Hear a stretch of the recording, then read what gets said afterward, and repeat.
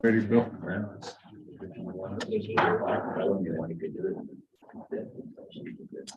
Okay.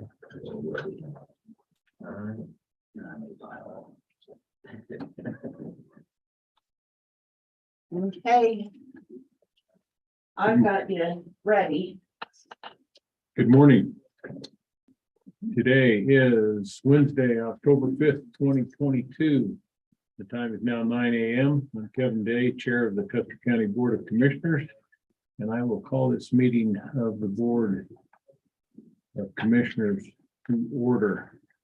If you do have cell phones, please silence them at this time.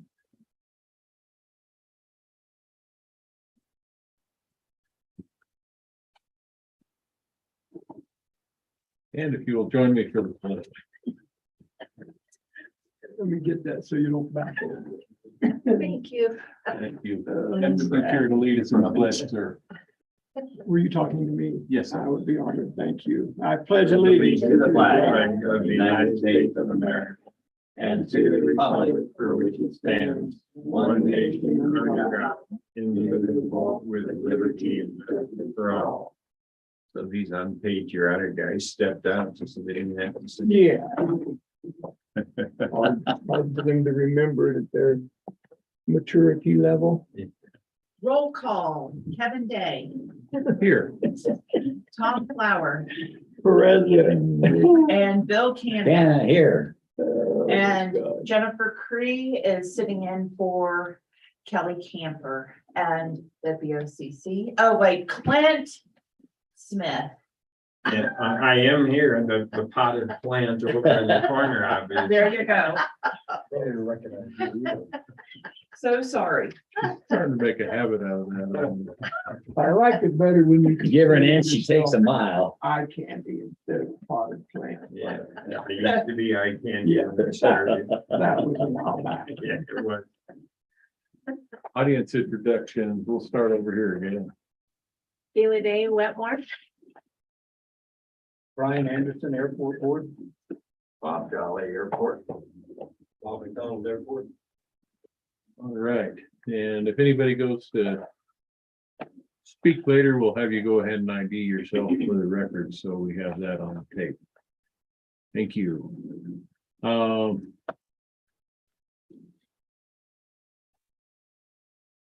there it is. We have no minutes. Do we have any amendments to the agenda, gentlemen? I'm here. No, sir. None here. Commissioner items. Mr. Canada. Only thing to add, yesterday, it's been only a couple hours, so. Commissioner Flower. Thank you, sir. I did finish the required Board of Health training yesterday. We had interviews in here for a position at Custer County Recycle, so I just slid over in the break room and knocked that baby out. Got an email back from them, so I'm assuming that's the end of that, but had a phone call this morning from Water Commissioner Livengood.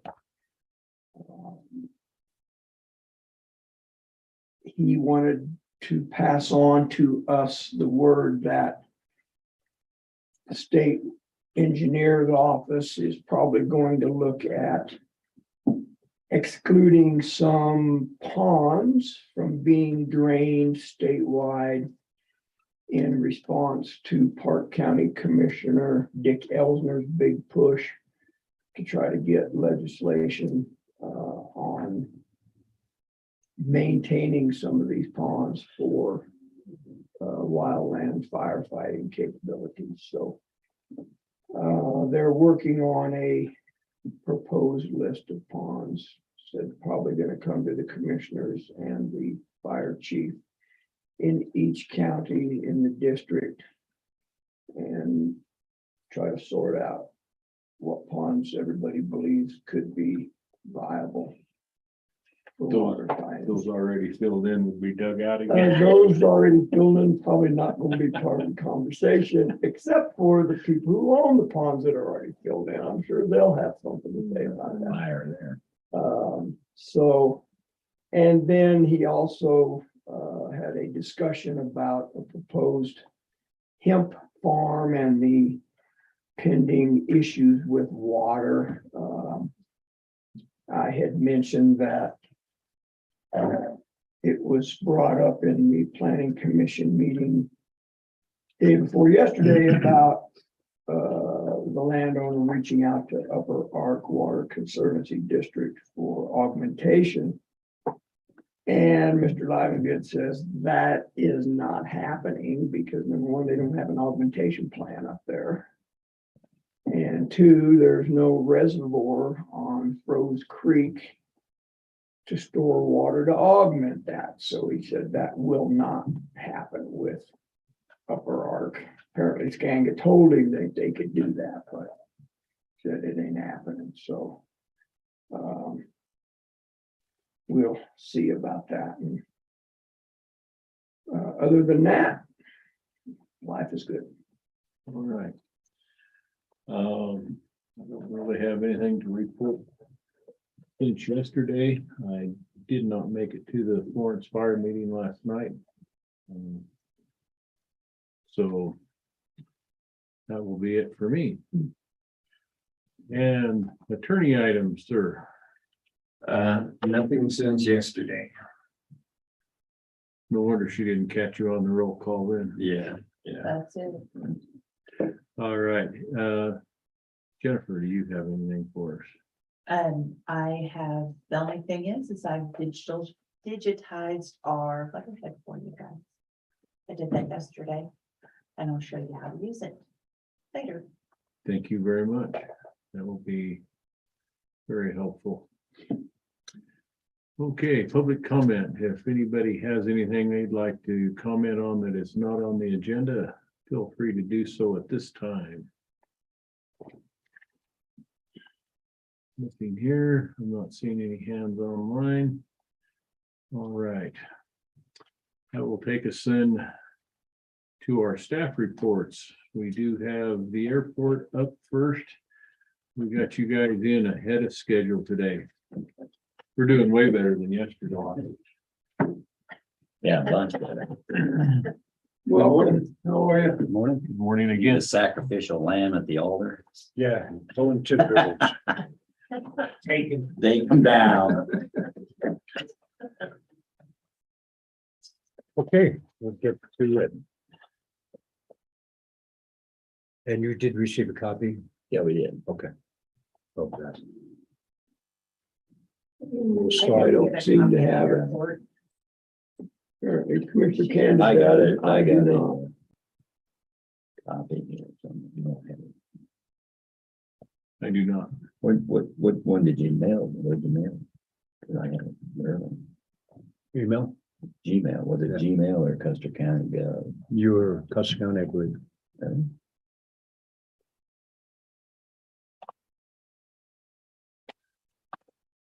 Probably should send those to Miss Jennifer. Actually, they're, Bob, so she can get them to us. yeah, You can email them to her. gotcha. Because we just changed our things around here and computer's been getting reprimed. Did you have that? Did you have it? Okay. I'm signed it You here. tell us and we'll write. How's that? Yeah, Okay, we're gonna that have sounds to- good. It's gone. So we will start It's with got the green screen. September fuel sales for the month of September. And let's see, 785 gallons sold. Total revenue, $6,086.07. That leaves us 945.2 gallons left in the tank. I'm sorry, how many? 945.2.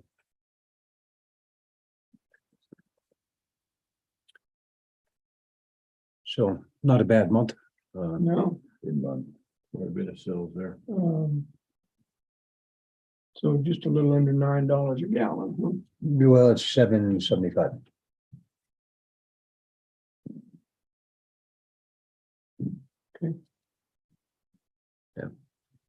So the good news is, we'll be needing fuel soon. And it's down to, what was it, 481 in round number. yeah, 481, so we can, it came down pretty drastic, which is good news, because when we can be a little more realistic at the pump price for the future customers. All right, the 12,000 gallon fuel tank status. The electrical has been completed. We are waiting on the state electrical inspector to, I guess he came out and he's working out some details, gives us some idea of what the next step is before they give us their approval or whatever. So we're waiting on whatever they're doing. Yeah, certification from the state, for the electrical inspector. No one knows when that's going to be. It's a red tape thing with the state. Cause they only have one guy doing it, right? Yeah, so apparently he's pretty busy. So I guess when we hear from him, we'll know a little more. Yeah. What's your plan? You still gonna pump gas out of it?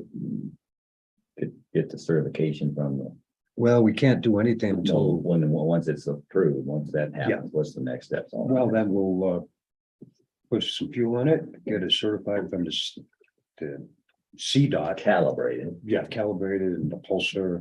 So, if it says 100 gallons, it's 100 gallons. Once all that's complete, we can push it to get it online, So, Got a plan to move the other tank? yeah, again, once it's up 100%, we'll, I guess, figure out how to sell the old tank. Put it on that auction site or something. I don't really know what the next, We don't need it sitting in the way. someone might want it. Maybe for the farm or something.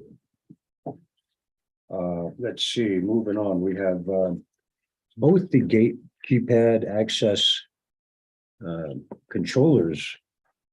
They both, around the time of the air show, they both went out. I don't know if it was a power surge. Long story short, they've both been repaired and back up to normal operation. Did you have to send them out or? No, I reprogrammed one and then I bought a new circuit board for the second one and put it back together. So. Good. That's that. Then, let's see, next step. We have training, the sheriff's department will be doing driver training at the airport. They do this every year. We did get that email. Excuse me? We did get that email. Yeah. So they're scheduled for the 12th and the 19th. I'm meeting up with Sheriff Barr, or Hill. James Barr to finalize the time, but bottom line, it's going to be on the 12th and the 19th, 8 o'clock to 4 or 5. Wow. And for All 2 day. days. Ooh. Yeah.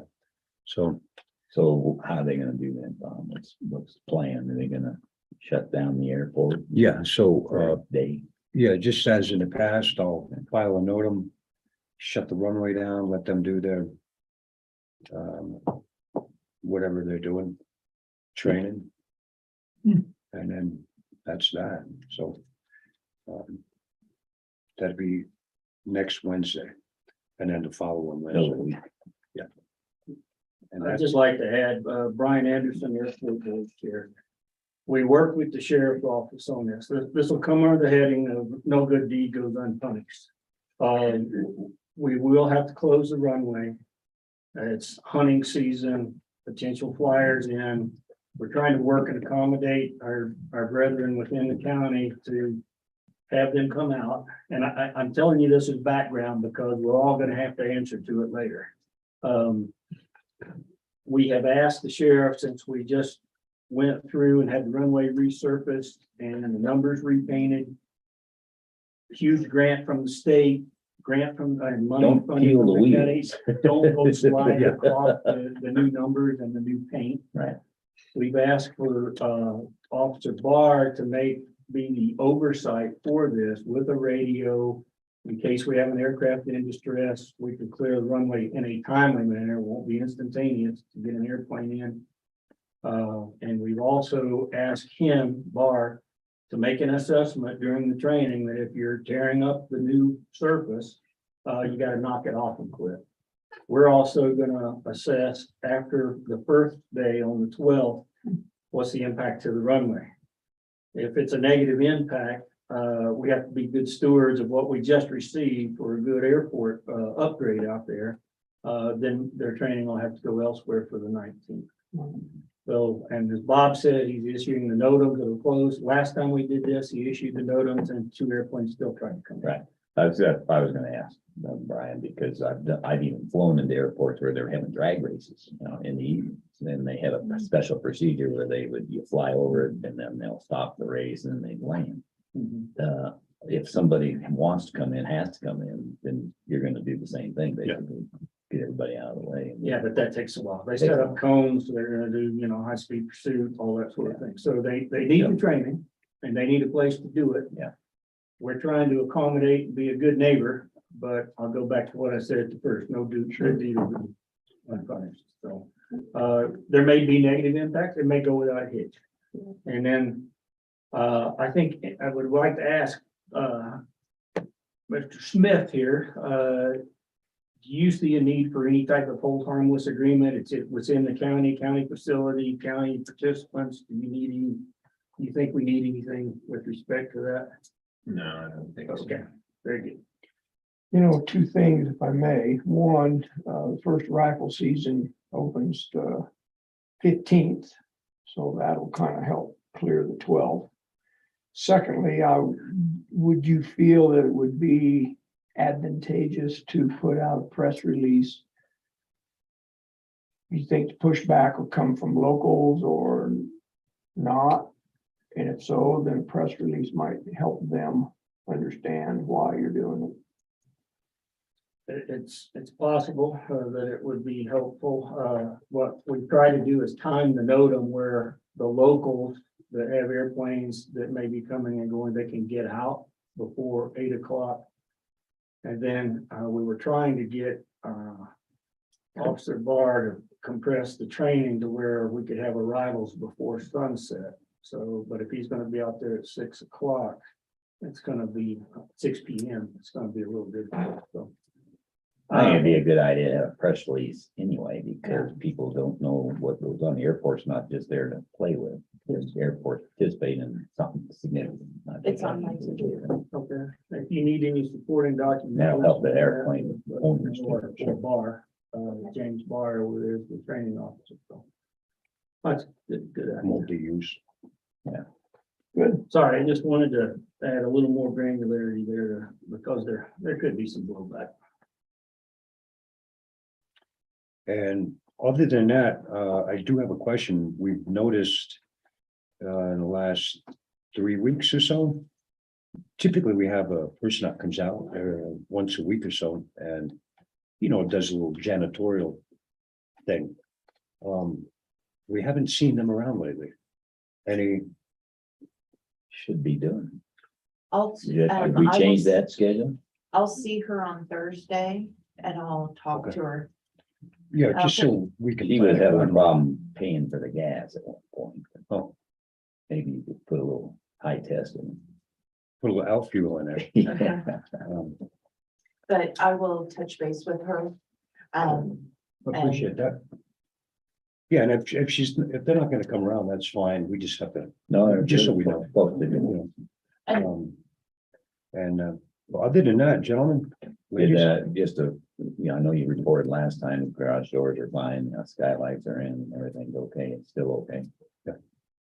Everything's working. doors are up and everything's looking good. Thank you for the machine. Oh, yeah, I The wanted to skid ask you loader, about that. that's Anybody started up and spinning around in circles? not yet, I hope not on my new research. That'll be the one. that- not yet. Yeah, you're gonna have to be careful with that blade pushing it on that taxiway is pretty thin, so, There'll be a lot of usage for it, yeah, outside of that. yeah, it's on by the hangar doors. Does Luxembourg have Jet A? They do.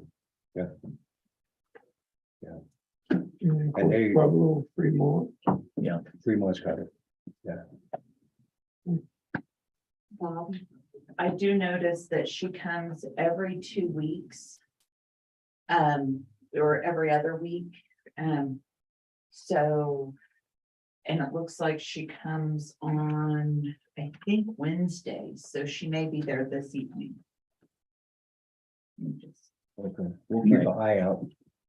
If she doesn't show, we'll, I guess, clean toilets. Yeah, it looks like, About time. she typically comes on, Wednesdays. So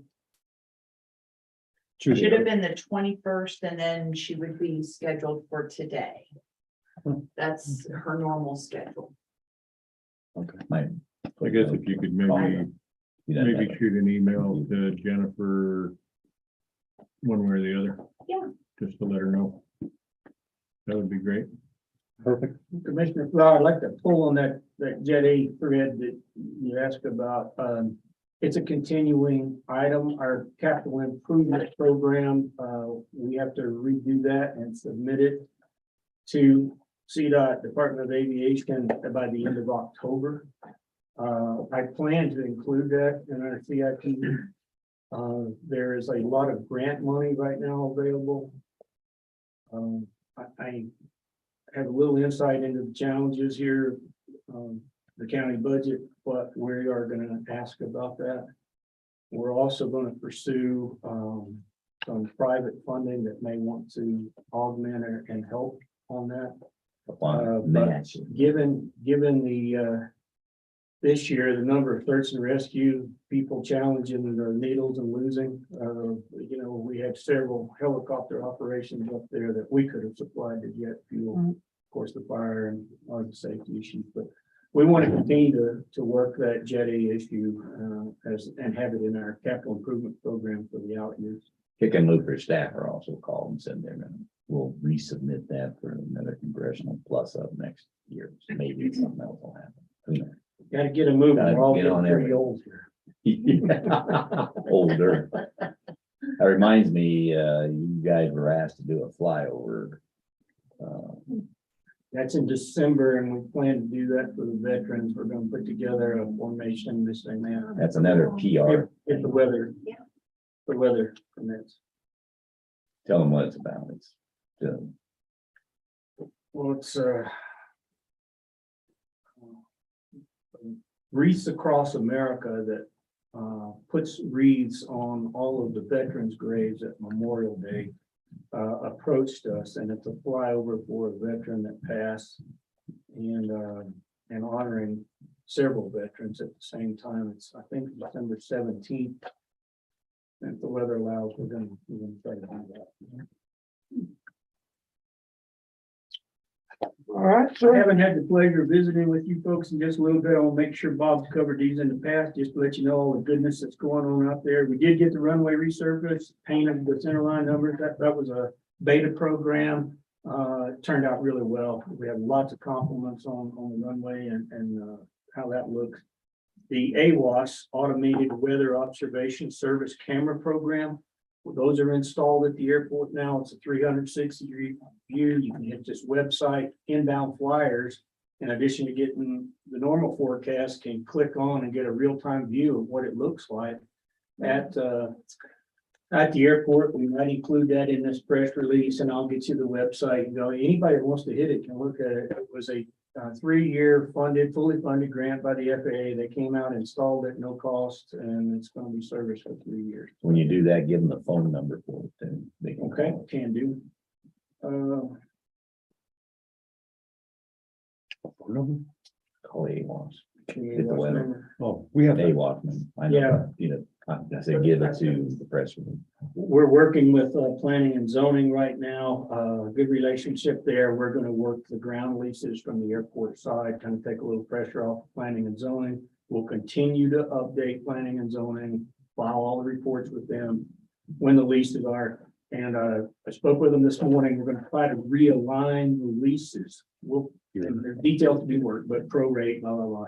But if the preponderance of the leases are due, say 1 April, we're going to realign everybody to 1 April. we'll send out the invoices for those ground leases, and we'll have everybody aligned, so that we're not just every month trying to sort through this. That's it from. That reminds me that maybe we'll look at some point on how to get the tax revenue on those hangars put into the airport side of things, maybe, you know, if that's possible. Because it's what we do with other revenue that we get, but then it where it makes sense. See it. Well, maybe this will be the first step in that, where we have Sure. better accountability. From You know what the airport, leases are. What it is, Where they're coming. turn that in, you know, if everybody pays by the end of the month, then we'll turn it all in. Yeah. Thank you for your time. You got it? Thank you. Good to see you. Likewise. Thank you. Good morning again. Thank you, Bob. Gentlemen, enjoy your day. Oh, totally. Thank you, since my email has changed. If you're. And I'm gonna send you the staff report. Yes, send me the staff report. Thank you. Okay. Get your airport computer out there fixed up, is it working? That laptop that you got? Oh, yeah. We're Yeah, changing addresses. Moody Moore, our new airport secretary out there, has worked with the IT folks in the Okay. back. They've re-updated the computer Good. and, We're have a new address too. we're digitizing all of the forms that are related to the airport instead of, we got them on paper. All that, all those leases. Thank you. Good to see you again. All the best to you. Thanks, sir. Good to see you, Ken. You I'm headed to Virginia. Sacramento for the U2 reunion. Oh, you are? Weekend, so hopefully that won't make the press. I don't want to read about you in the paper. How are you? Good, how are you? What do you say, Brian? How much? Morning, B. Good morning. Good, you? Good, good. Thanks for coming in. Kind of slowed See you down, finally. slowed down a little bit where I could come in. Or I didn't forget or. In the scraper. Been a little while down there, hasn't it? Yeah. Pretty much. Just been trying to make sure we got a place for the county to put trash. Been, So it looks pretty good. yeah, we're still waiting on Jill, the permit writer. I emailed her last week and the engineers emailed her as well, and she responded. So that was last, I think, Thursday or Friday. And so maybe 2 weeks, she'll have that looked over. But the problem now, is I gotta get hold of the surveyor. We've got to do a CQA on that trench, that first trench, basically surveyed it. It's surveyed, but I gotta get it stamped. And then sent to the engineers and they gotta prepare that. So not only do I have to get the expansion approved, but I get that CQA done as well, On just the first. just the first trench. Um, So hopefully, So if Jill permits the thing, we can't start using it. No. Just because of that, we still have to wait. Mhm. The survey. So anyway, I'm working on that this week. Hopefully by the end of this week, I will have the survey. I have the survey, you just didn't stamp it. I don't know why. He won't have to resurvey No. it physically. And then I'll get that to Golder. Golder said we have enough, Pretty easy to do. yeah. They have enough money from what we paid them to do that first. It's construction quality assurance is what it's basically what it is. It shows the state that we dug that trench in accordance So with you what said you're gonna do. the survey. So. We'll start another airlift, or We're gonna have to. Probably next week. We'll just head back to the west end. Yeah. Well, our loader's down to John Deere again. I haven't heard from them yet, but we're gonna have to either. I don't know. I've heard some pretty big concerns over your loader. Yeah, well, it's been broke down. I mean, off and on for the last year and a half. Every other day. Yeah. So now we got road and bridges to come out to out there, which is good, but. I mean, they need it. You know, so I don't know, moving forward next year or something, we're gonna have to. When are you gonna get it back? I have no idea. What are they doing? They don't know. They put a new injection pump on it. They put a new ECU, which is the computer, and that didn't fix it, and so. I haven't talked to him this week, so I'll probably reach out. Today. Sounds like you get it back and it runs for a week or two. Runs and for a then week or it- two. And then it's broke again. It's the same problem. And they just don't know what it is. Yeah. And we spent, I mean, I don't know, I could find out. Problem when they And I will go find out. solid state electronics on those things. Beat Well, it's down. 21 years old. Yeah, I wonder if we ought to look at a lease purchase. Yeah, maybe something, I mean, I'd like to have that John Deere still, if we can get it running. And also a newer loader too. We've got enough to do out there, you could have 2 loaders, no problem. But anyway, so, that we're waiting to find out what's actually wrong with it. Yeah, and if you had one that you were getting on a lease purchase, then when this one goes down, it's not a Critical. major thing. Right. Been working on your budget. I briefly, not a whole lot really, not yet anyway.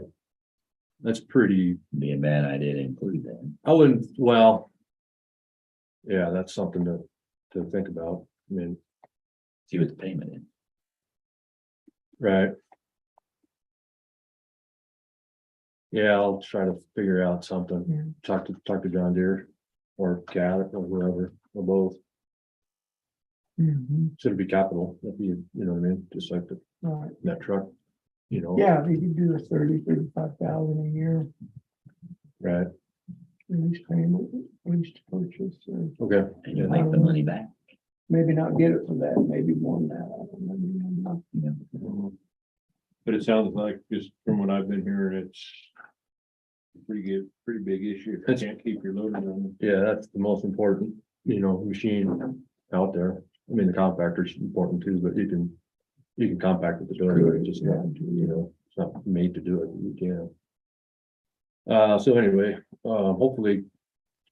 I will get that, CQA done by the next week, by the end of next week. So as soon as Jill does approve the expansion, then we'll get that over to her You're talking about on the train. on the trench. And I would, like, the engineers mentioned in an email saying that we may not have to have public comment. Oh. For the expansion because it's an existing landfill. But that's up to Jill. I can't imagine why. Right. Right. So a lot's going on. Because it is an expansion. I know, Are you, because it's an have you expansion. considered a new well on your budget for next year? Oh, that's a good point. No, but Yeah, one of the reasons I asked, talked to a friend of mine the other day, trying to get a well driller 15 months before they will commit. right, So, I probably should. I mean, I don't think. We've got 3 trenches. And then the upper part of that area filled before you even get to that well. right, So I'm assuming we're gonna have time, maybe another year if need be, yeah, before we have to cap that well. And then, right. you know, Yeah, and we could drill another well before we had to cap the Right. existing one, Right. but if it goes the other way around, it's gonna be a little inconvenient Yeah. to cap it and not have a well drilled and find out we can't get a well drilled for a year. right. So I wonder if we couldn't consider including that and let's try to get one drilled sooner than later. Okay. I don't know. I'll put that in. Thought. I'll just see what the professional services, what we start out at, and I might just increase that, you know, get a couple bid.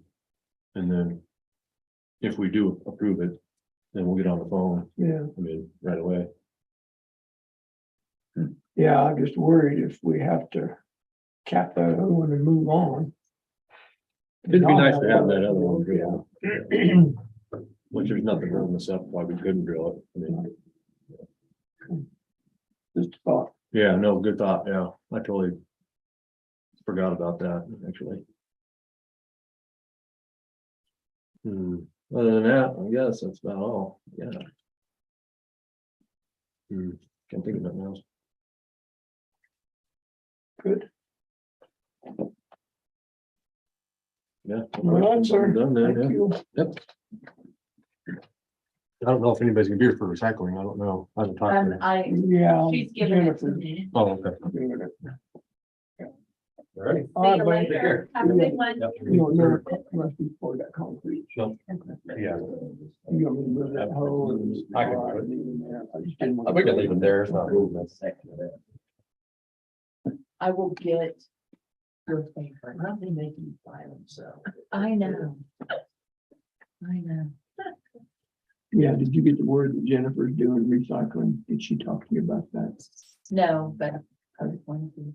So I'm doing recycling. She sent it to me. I'm glad that you're doing recycling because, you know, I would hate to see you not recycle. So, recycling's taking a bit of a hit right now because, Kathy's husband has COVID, and then we have some board members, a board member and family that have COVID as well. So they've emailed me the report and I said I would just give it to you. This is their very first. They've only had their first meeting last month as an official board.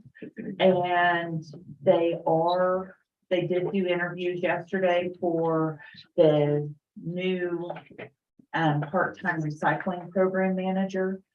And Kathy Lurie is helping Dennis find new recycling brokers, so new places to be able to sell their recyclables. So that's what's going on, and they've already worked on their budget. They have it all put together and it balances. So as soon as Braden sends over the form, they'll get that over to you. So what was the issue with the new brokers? Why is that? Just, so then they can be able to hopefully find just options to where they can sell their. Just in recyclables. case or something? Or maybe they might be able to get better pricing. So that's why. Okay. Is my understanding. Wasn't why, it wasn't because they didn't have it now. No, they have people, they're just trying to expand and That's correct. They believe having a single source is also a single point of failure. So they're trying to Good point. make sure they have multiple brokers in the works. Right now, just like the cardboard, the mills are shut down. They're not taking any cardboard. So that's probably nationwide, but if it happened to be the only mill that we had and they shut down for some reason, then In trouble. oh, and then the only other thing is that they are, construction is going on out there for new office as well as, and a lot of this is done by Sustainable Ways. They've donated a lot of great, they've donated shipping container, and then they're gonna put a roof over 2 shipping containers, so then they have additional storage, dry storage for cardboard, so then they can get better pricing on it. So they're just coming along, and Sustainable Ways is just, they're donating and really helping get this Custer County recycles off the ground. It's good. So. And I think that's it. Okay.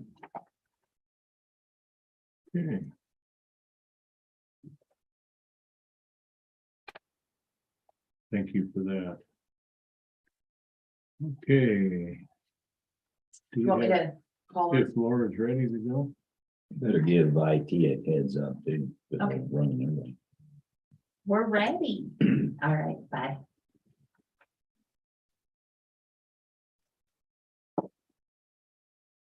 Hey, Vernon, we're almost ready for you. You All guys right, get, Laura's getting ready to get a start. chance to keep them in our scenario. At the Baptist church. So Laura will be here in just a sec.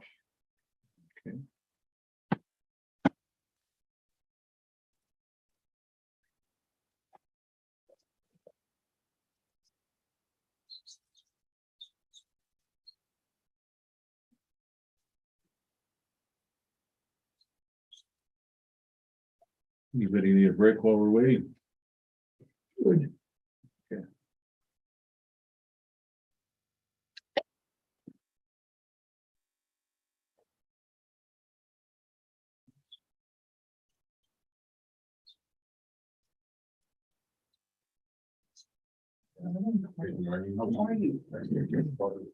Good to see you. Good to see you. Good morning. Good morning. Good morning. Good morning. Good morning. Good morning. You I'm not doing this. Oh, She's I a was rookie. gonna She's say- in training. you hired somebody new. Okay. No, I'm Kelly right now. She's Kelly. Oh, okay. And myself. Okay. She's schizo. I just thought, hey, well, what the heck? Sounds good to me. It's okay with me, you know. Well, I consider hiring your wife. I'd recommend against it, but. Yeah, I bet you would. So would I. Yeah. I would recommend it. So would you. You're like, no, No, no, no. no, no, no, no. Okay. Tells me what to do at home. I have to have a little freaking. Yeah, oh, All we yeah. need is oversight. Yeah, it's constant supervision. Okay, yeah, okay. All right, so we're done with that, huh? Maybe. Yeah, goodness. Well, you guys have my reports. Do you have any questions about them? Because they're pretty much just Same. same. I did get energy outreach. I was approved for $5,000. That's the one where I can help with heating bills. And so we got $5,000 for that, which is what I got last year, but they did something a little different this year, which is going to be very helpful. Is if they're a certain utility company, a regulated utility company like Atmos, Colorado Natural Gas, Xcel Energy, and Black Hills, they just took them and gave them a pot of money. So now if somebody applies and their main heat source is Black Hills, that money doesn't come out of my 5,000, it comes out of their pot of money over here, All right. which is gonna really help. That's a Because- big difference. Yeah, because last year I was out of funds by like, I don't know, March or something. Worse this year because of the cost. Right, and so this is gonna help tremendously. So I was so excited that they did that. And the computer system's supposed to know that and just take it out of that pot instead of this pot. We'll see how that goes. But anyhow, so that was real exciting to have that happen because 5,000 last year, I was out of money in no time. So 5,000 will go like to the co-ops and. the 5,000 will go propane companies, that type of thing. Wood, if somebody needs wood and they have we can do that. But yeah, so that's going to be a tremendous help because we have, you know, quite a few that are propane and then about the same for electrics. So that's going to really help. Good. So I was like, yes, yes. And we're getting ready. We're geared up for LEAP. We're already taking LEAP applications for people that received benefits last year because they were mailed applications. We already have, I don't know, like 50 applications already coming in. And so been working those and getting them ready. We can't enter them. Well, payments won't come out until the end of November, but we can get going on them. So, and we've been quite busy with applications coming in for that. And for some reason, Medicaid applications are coming in like crazy. So, yeah. This time of the year, I guess, I don't know. We're just been, It's not research time. no, oh, research is every month. We get recertifications every month. And so we work those on top of this. They're still talking about when they're gonna end the public health emergency.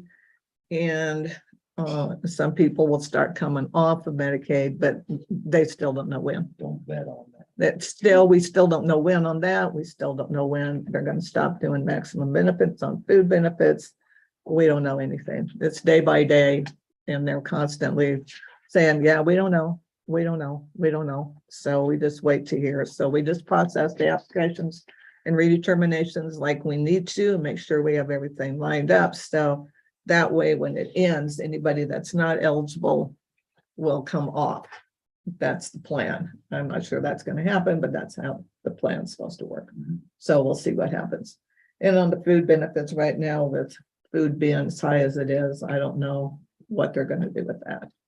Guess we will see. So that we're just on a day-to-day basis, just Was looking. your cupboard still out here? No, I don't have anything in my cupboard right now. Benefits are coming. I'll be getting commodities on Monday. They'll be coming in. And then we're Nothing in not, the freezer. there's some are, yeah, some go in freezer, some are on just the shelf. We shelf. I didn't bring that with me, so I'm not sure what we're getting this month. We're still seeing a decline in people coming to do that. I have that somewhere. You guys have that somewhere too. But yeah, we've been holding about 21 for the last few months, households that come in. And so, That's good, it's not going. well, no, I mean, I was at one time, I was doing 30 boxes and I've stopped doing that.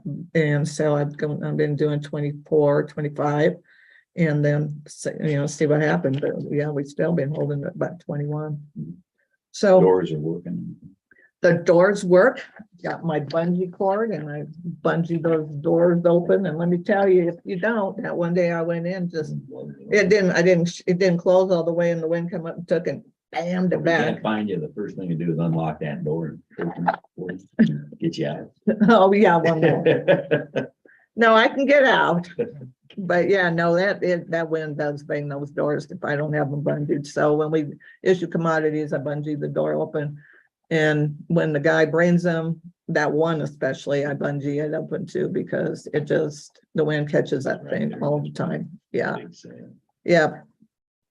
Yeah, and you got that broken piece out of that one thing. Remember that the other door? Oh, yeah. Yes, and we couldn't get the door closed or open. And I'm like, what the heck? So he come walking by and there was a broken piece of plastic in there and he got that out. Yeah, we had to get a step ladder so you could, that little step stool so you could see in there. Yeah, I don't know. But anyhow, that's been okay since then. Yeah, Good. yeah. So this door is working again. So it's like, geez, Louise. Can't think of anything else major right now. We're just trying to keep all these applications and recertifications and do the leap and stuff. Got the new caseworker supervisor on board. That's going on. Yeah, no, she's full time. And that's working. She's been doing training and that type of She stuff. here today? Yep, she's here today. Say hi. Yeah, so she's here today and so that's working good. So, yay. Yep. What's her name? Alexis Inslow. Alexis, Mhm. please call. No, that's Alexa. Oh, is it? So I had a horrible time with that because I wanted Get to. hard in there. It took me a minute on that because I wanted to call her that all the time. Kind of got myself okay on that now. So. She doesn't tell you, I don't know about that. She told me, you can call me Alex, you can call me whatever, okay? And I said, whatever. Still, I don't have anything else unless you guys have any questions or anything. Good. Okay, okay, Thank you very much. you're welcome. Oh, I was gonna tell you, you were talking to me about those C-STAT things. Yes. Yes, well, they sent them in a different way the other day and I got them and talk about this absolutely worthless nothing on there. And it's like, you guys really need to get this figured out. I was gonna bring it because it had nothing, which is, I didn't even open it, to be honest. Oh. with you. I saw it, but. didn't open it. yeah, no, it's just been. All right, ridiculous. kiddo. Thank you. Okay. See you guys later. Thank you Thanks, there. Yeah, bye. Morning, sir. all. How are you? I'm well, thank you. Good morning, sir. Mr. Good IT. morning, sir. Yeah. Work for the day. Thank you, sir. Month. So it's been a pretty eventful couple of months. The data breach, security hack in Fremont has everybody on edge. And so huge portion of my energy has been going towards cybersecurity and beefing up our infrastructure. As noted, completed projects. I just finished a FEMA cybersecurity training. It was really intensive and really got down into the weeds, but it was very, very informative. I'm already using some of the technology that they made available to us. So it was a really good deal. Adrian turned me on to that and set me up with that. So it was a really nice tool in the toolbox type of deal. So we're gonna talk about cybersecurity later. Yes, sir. Just real quick, the ARPA funds, that you guys approved or that were approved, those are just about spent basically all on our cybersecurity and infrastructure development. And E911 updates, these new subdivisions, redoing addresses and all that fun stuff. That's about ready to go down to Fremont. So those are completed projects. The current projects right now that we're working on are the Google platform migration. And we can talk a little bit about the benefits of that and what we're going to be seeing. I hope there's some benefits, but right now. There are quite a few benefits, and there will be some growing pains. I know that some people don't like it, but Hate change. well, and that's part of the issue. If we don't change, we're vulnerable. Stagnation is death. So we have to be able to adapt. So what the Google platform is going to do is we will be able to track all data flows pretty simply. Anytime you log into your computer, we can track who's looking at email, who's reading your email. Or, if you log in from a different computer, there will be a log of that showing where that takes place. All of that's going to be able to be tracked in a cohesive manner. Right now, it's all just huge pages of raw data, and it's difficult to digest. So with the Google platform, it's going to be a completely different story. We talked about this at the beginning. Actually, we talked about it last year in our budget, but we talked about it at the beginning of the year. The changes to our insurance are requiring us to beef up our security infrastructure, and the Google platform allows us to do that. Multi-factor authentication on when accessing email is going to become a thing. So no one is going to be able to access your email without your phone or without your fingerprint. None of our volunteers are going to be able to access our emails. They're going to be, it's going to be a much more secure communication. And that's what we have to do. That's literally The whole world's making us do that, right? Yes, sir. Every app that I have. Yep. And that's, it's going to be a pain. It's going to be frustrating. There's going to be a little bit of monetary outlay too, but it's going to be a positive change. You may have said this before, but why Google? Are there other platforms? There are other platforms. We could have done the same thing on Office 365. Would have kept us consistent with some other things. Yeah, the sheriff's office went to Office 365 about 3.5 years ago. And then about, it's 9 months ago, started to change over to Google platform because it conformed. The state is already on Google platforms. A lot of the meetings are through Google Meets. If you don't have a Google account, you tag on. Right, exactly. So it's becoming an industry standard. Strangely enough, Google is the all-powerful overlord at this point, but it is making us more. It is scary to secure. It is a little bit it's a robust system. So if something goes down, there's fail safes to help us, stay safe. And what I don't want to go into, if you'd like an executive session, I can tell you the details of our infrastructure, but I don't want to go into that in public. But there's multiple backups and multiple redundancies. So the issue that other counties have had, they'll host their emails on an internal server. They'll host their website on an internal server, and all of that's connected and all of that's tied together. So Use it all at one time. yeah, so if there's a data breach, then it's all lost at the same time. What we're seeing now is that some of the data breaches that have happened in other places are the long con. They're not, oh, somebody clicked on this today and something happened. It was the long con, literally, where people gather data, and then input Trojans or viruses that were able to infiltrate the whole system. So ours is a much more segmented system because, well, I was approached 4 years ago to put all of our emails on an internal server, and that's not something that we can do, or I don't feel safe doing that because that's too much of a liability. So we keep our infrastructure segregated, separated out into different departments, different locations. So it's more difficult to manage, but at the same time, it's a more robust and safer system. So current projects, we're working on security infrastructure. There have been some indications that we've had a data breach. We had an external vendor. I'm not going to go into the details of it. We had an external vendor that one of our accounts was hacked, and because I build in back doors, I was immediately notified, and I was able to correct that and fix that issue.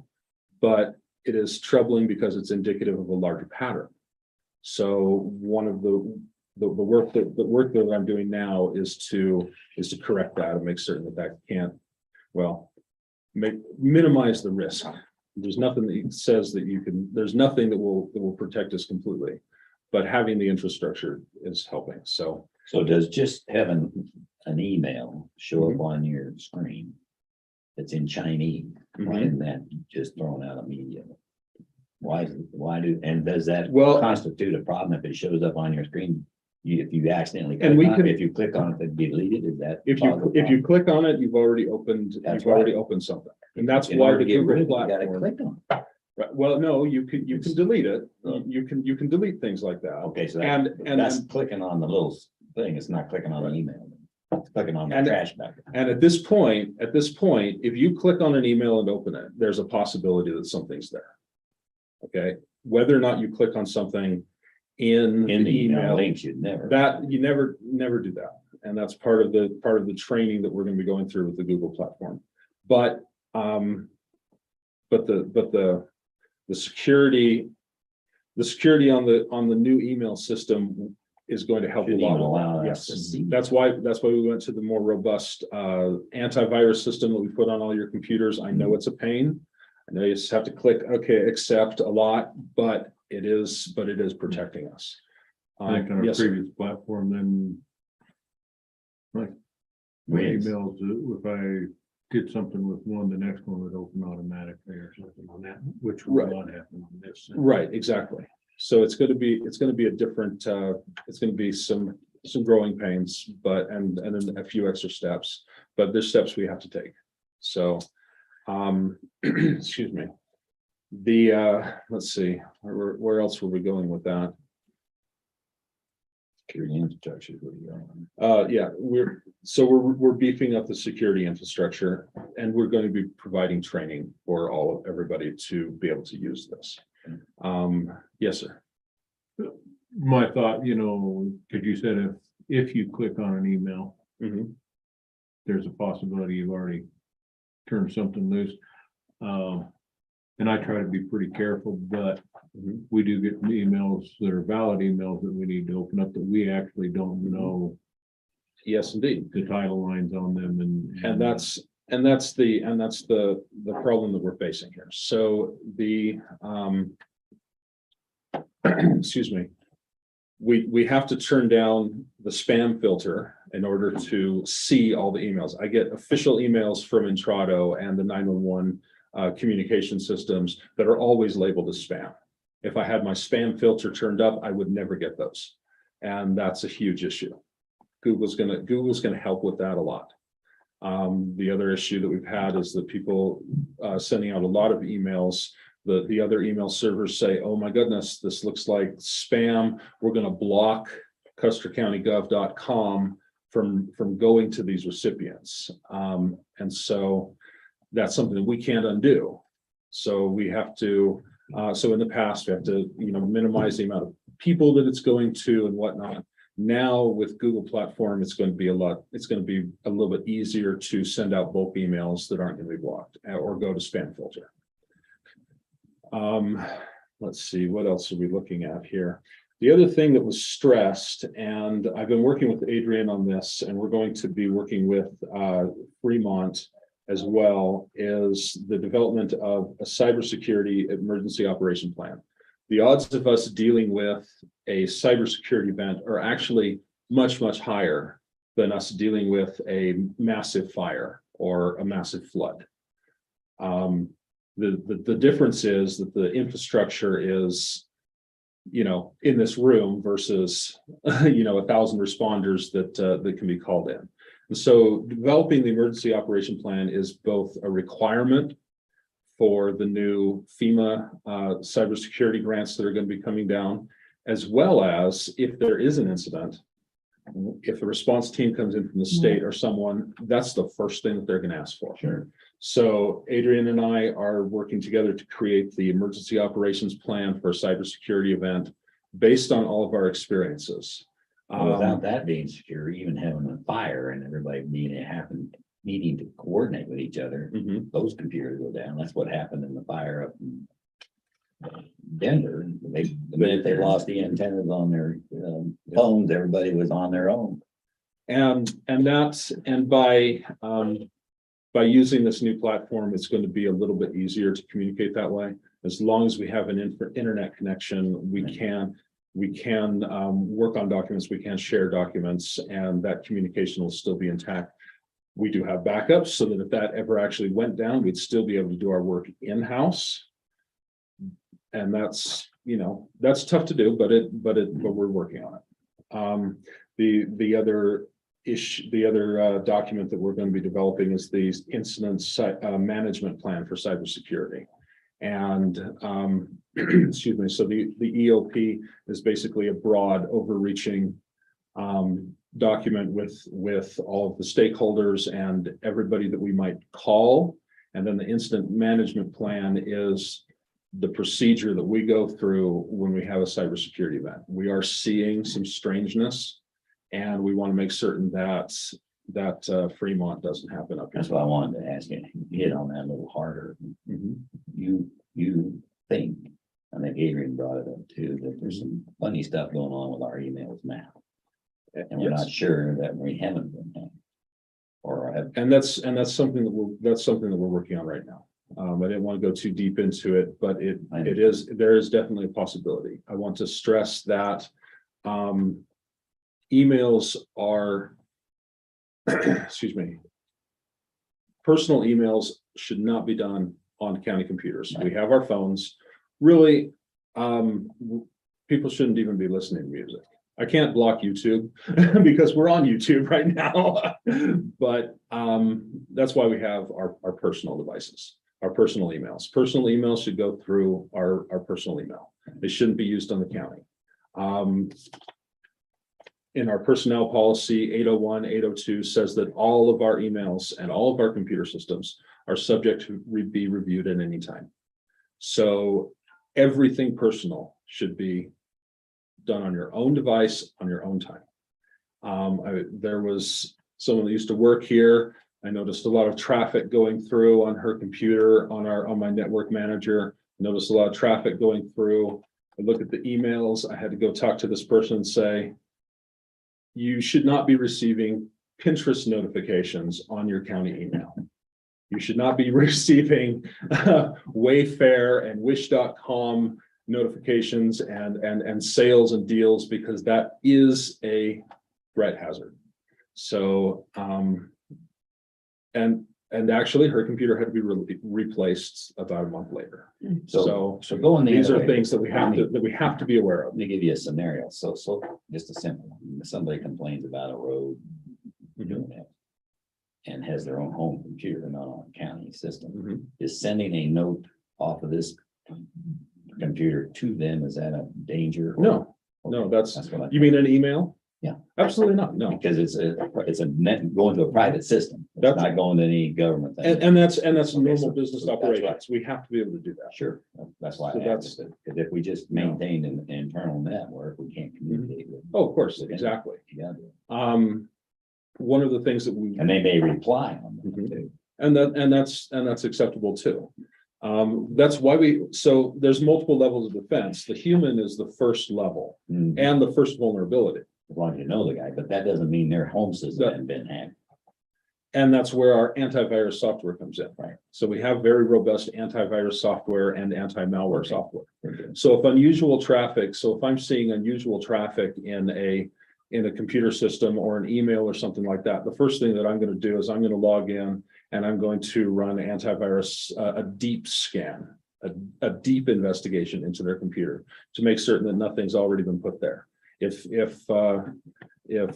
someone at the sheriff's office has clicked on a malware on accident and we see unusual traffic, that's the first thing we're going to do, is we're going to go in and we're going to run those antivirus scans. So it's really important that I know that my budget is is growing incrementally, but these are important and these are things that our insurance is going to be requiring as of next year. If we don't, That's what you. if gotta we don't, include in we're your going to be paying a lot request. more. There's a reason why you request, not because you want to have better computers, just safer. Right, and like we need to look at your You need computer. that for real. Yes, exactly. So that is where we're at. Like I said, I'm working with Adrian to create these plans, and we'll be presenting them to you probably in executive session, because these are plans that did not need to be disseminated because malicious actors can find that. That's one of the rules. It's called an amber level communication. What we're talking about right here is green level communication. The emergency operation plan and the incident management plan, those are amber level communications. Generally, they don't even go through emails, because remember, all emails are subject to scrutiny. So anyway, that is where I'm at. Are you good? Okay. Excellent. All Very good. right. I'm sorry I didn't have better news, but Well, we need to look at it as good news. okay. The bad news would be coming in We and saying, ignored it. you know, I didn't get it in my budget last year, and now guess what? We've been hacked. Right, I understand. So like I said, we did have a breach on an external vendor. And because of the robust systems that have been developed here, we were able to correct it very quickly. So it was good. So we're going to be investigating I'm going to be working with CIC to make certain that our virtual private networks are secure. Because I want to make certain that, you know what, someone logging in as Vernon is not messing with our finances or anything like that. So Get an email from myself. there you go. Exactly. Never open an email from yourself unless you sent it yourself. One thing it That's tips it off though, it says Custer County Gov, but then it goes .com. yes, indeed. Now, I want to also stress with the Google platform, since we don't have an email server, well, let's take myself, for instance. I have the email server, and that distributes emails to my computer, and it also delivers them to my phone and my home computer when I'm checking my emails there. So these are 3 points of contact. With the Google platform, there's going to be a central server, Google platform. And when you log in on your phone, you're going to be looking at your email the same as you're looking at it on your Right. computer. So if you delete an email on your phone, it's going to be Deleted deleted. everything. Yeah, it's deleted on everything. Now, That's good. well, it is, and we've invested in the vault system. So all emails will be stored indefinitely unless the admin goes in and deletes them. Because of the, Open Records Act, that all of those That's have to be good, too. stored for a certain amount of time. So there's a lot of redundancy built in here, and I think that it's going to be a good thing. Like I said, growing pains, but that's life, right? I didn't get this tall, by, taking it easy. You took your punishment vitamins. That's, Thank you. Jordan's been doing a good job babysitting us too. I'm glad for that. Sure, we're testing his patience, but. All right. We got Virginia coming up. Virginia's coming in. She was here a minute ago. Where's She was, Sheriff has stepped into her office and they're looking at something. She said she'll be there as soon as possible. Would you want We Adrian? to could go go ahead ahead and do get started? Adrian, just let her know that, we're gonna go ahead and put Adrian in front of her. Okay, I'll let her know. Thank you. morning? Did you exercise, Butch? Good morning, sir. How are you? Hello, sir. How are you? Got Good morning. your suit Good on morning, today. Councilman. John Grieve. Glad to meet you. John. Hi, John. Hi. Good morning. Good morning to you. It's been a while. Kevin, how are you? Doing well. And this, I do want this one back. It's for our program this afternoon with Westcliff, but I'm gonna give that to you just so that you can read along with us. Thanks. Apologize for my computer being ruined. You're fine. It's fine. You should see my desk. And so Vernon mentioned I experienced what we believe to be a relatively, well, I won't talk about it, but it was a data breach. And so you're not going to get an electronic report. We are figuring that out. It's alarming because, I get over 500, 600 emails a week, sometimes that many in a day.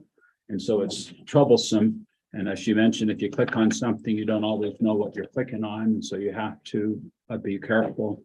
And so we're going to update some passwords today and then run some tests to make sure that my emails are not being read by other parties. What I would like to talk about today, there's not really a whole lot of significance, a lot of training this month, a lot of cybersecurity type things. We are looking at building response plans. If this scenario happens in a country, we have a response plan for that. The worst plan, it takes you back into the 60s and early 70s because there's been a lot of talk worldwide about the nuclear option and what we will do or not do if that was to happen.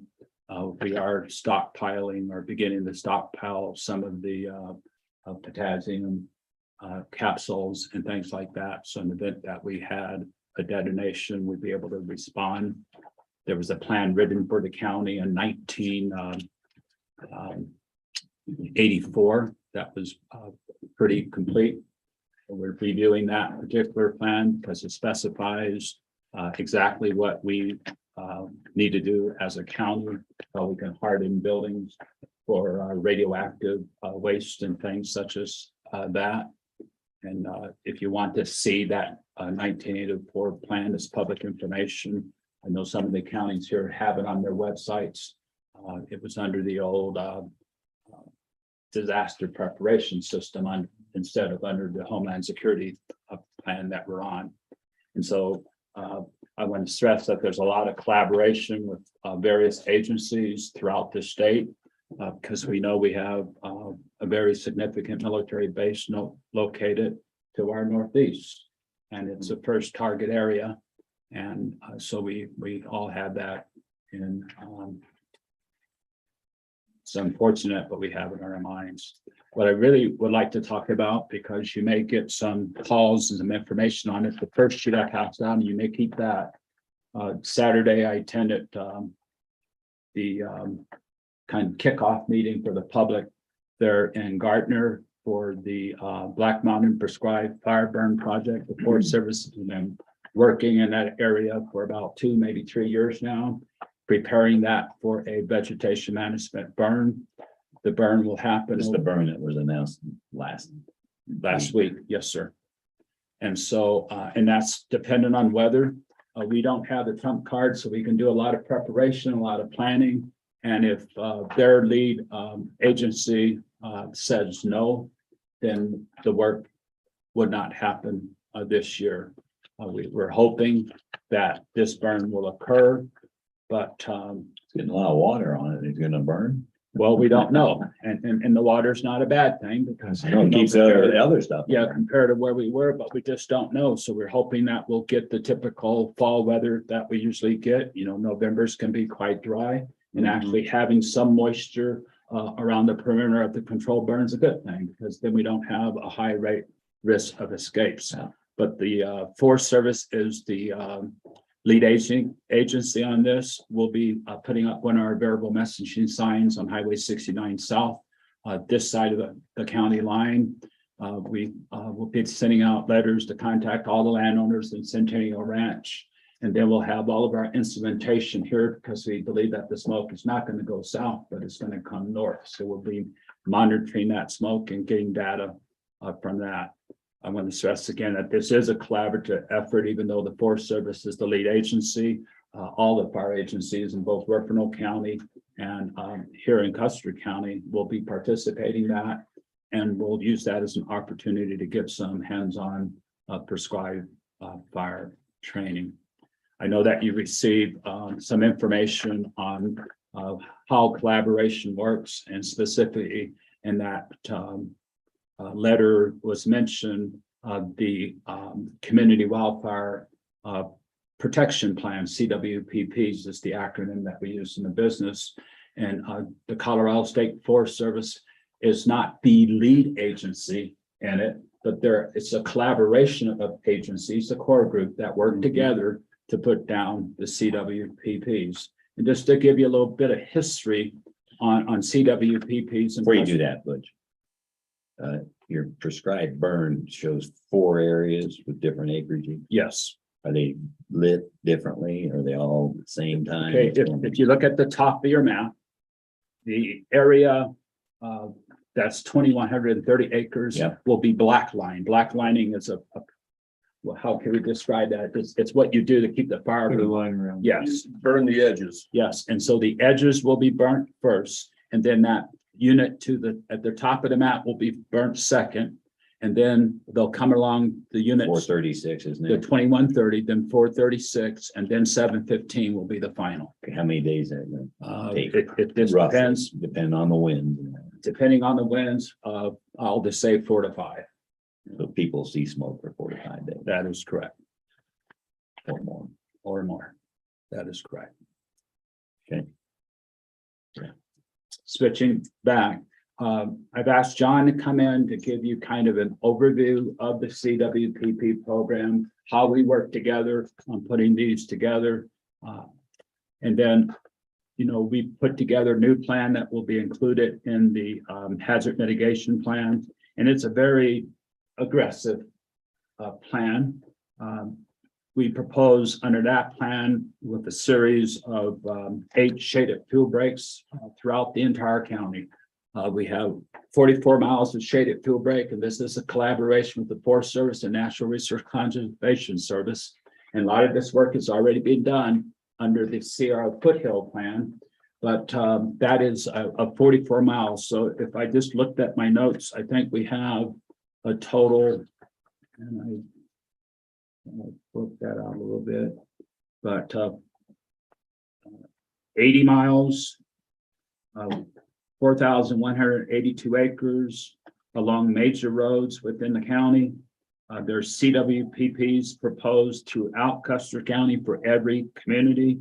We talk about becoming a fire adaptive community, and that's basically a grassroots organization that helps us do coordination. When I came to you a couple, 3-4 weeks ago about the new wildfire defense grant program, one of the things that you must do in that program is have kind of a grassroots organization throughout the West. They call them fire safe councils in the Western states. In Colorado, we call it fire adaptive communities. But that 501(c)(3) kind of organization can be used to raise additional funds that might help us in the cost match portion of our things, because we, as a small county, we can't come up with the cost match. So while we'll have a lot of projects, we don't have the cost funds. And we've identified that back to the government that there's not equity. And we could use terms like, we won't use discrimination, but the small counties are being kind of discriminated against because we don't have the financial resources that larger counties have to do these kinds of plans. So in terms of the question, it was asked, well, have our plans expired? Well, the first plan in Custer County that I know of under the CWPP program was done in 2007. Len Langford Langford, did a countywide plan. And that one has expired. And I say expired, I want to qualify that. In terms of using your community wildfire protection plan to leverage grant funds, its effectiveness as a leverage goes away after 10 years. So the information is probably still valid. I think Adrian used that original plan quite a bit to come up with a list of additional smaller scale, more focused scope CWPPs.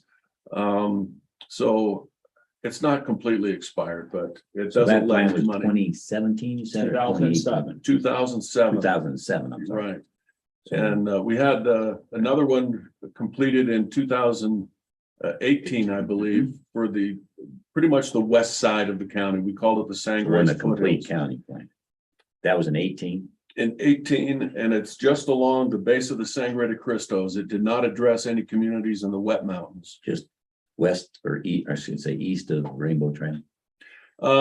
Yeah, actually, I think the map ran all the way up to the county line, Yes, the it did. Continental No, Divide. but I mean east, not any, oh, it did. It went to the top of the range. Yeah, Because there may be some things the Forest Service Okay. can help with, All right. and we wanted to get their ground looped into So the it's not scope just of the the plan. base, it's No, the it's base up. to the top of the hill, and the Forest Service looks Right. at that part. We look at the private land Mhm. portion. Mhm. And remember that the Forest Service is somewhat limited on that because the Wilderness Act put all of that land into the wilderness. Wildlife And or so, wilderness area. even though that's the case, we went for the estimate of the acres calculated for that particular area. The Forest Service, Division of Fire Prevention and Control. Oh, yeah, And all the agencies, we kind of looked at that. And what we want to do is to kind of concentrate our projects in the same neighborhood, if you will. So we're not just running over. So but it didn't cover the wet mountains. It did not cover the So wet mountain. And that your was, project wouldn't be over there. no, necessarily. and that was a choice that was made at the time that they did the plan to focus on the most critical. Nothing was done in area. 19. So in Is that true? 2019, we had another CWPP Okay. that was Cuerno done. Verde. Cordo Verde. Oh, okay, so there's a piece of the wet mountains then. That's a piece of it. Alright. And that doesn't mean that we cannot do work, because in the hazard mitigation plan, we have identified projects throughout the whole county. And for some grants, that can become an umbrella area. There's no way that we can logically do every place. So At then once. really the reason why I asked the question, you can still apply for grants in those areas because they're current. That's correct. Okay. That's correct. Anything within the boundaries of the Sangre's foothills and Cuerno Verde. Actually, I spoke with Cuerno Verde to let them know that a new grant cycle was coming up. Okay. And I really think they set a positive example of the way I would like this effort to mitigate wildfire hazards to take off. It was completely grassroots. They took the initiative. They said, we need this plan. They involved me, they involved the county, they involved the fire department. But they led it. They were at the tip of the spear. And I think it's far more effective when the community members So that would be a take good the lead PR role. thing that you need to make sure when we do release a new plan, it's put out to everybody. Yeah, So then speaking of the new plan, then the new plan would encompass all these old areas plus the rest of what has not been covered, right? Like north of the hardscrabble. yes. Well, Adrian has a list of 37 communities. And who knows Send which that one of around. those are gonna, get traction and take off, but it would be best if those community members, Okay, so that's good. Dilly Range. took the lead. There's a lot of communities that are, Hills, at risk. Macy What 3. I'm hearing. I'll repeat it. You can correct me if I'm wrong. I heard you say we can't do a county-wide plan. No, I said it's impossible to do 37 projects at one At the same time time. through the county. We can do a county-wide plan, but you have to understand that the state of the art changes from one grant cycle to another grant cycle. Early on, they wanted a comprehensive plan. Later on, they wanted individual plans. They did not want these comprehensive plans because while Or you they're, pick a place to go. They lack specificity. That's right. yes, Whereas if the CWPP is at a community level involving, one or a handful of subdivisions, they can really focus Few on acres what at a their, time. what their risks are and what their priorities are for minimizing those risks. So you'd pick out whatever areas and have these communities participate Yes. in the big plan. So would what we need be a county-wide plan with the individual plans as subsections, so to speak?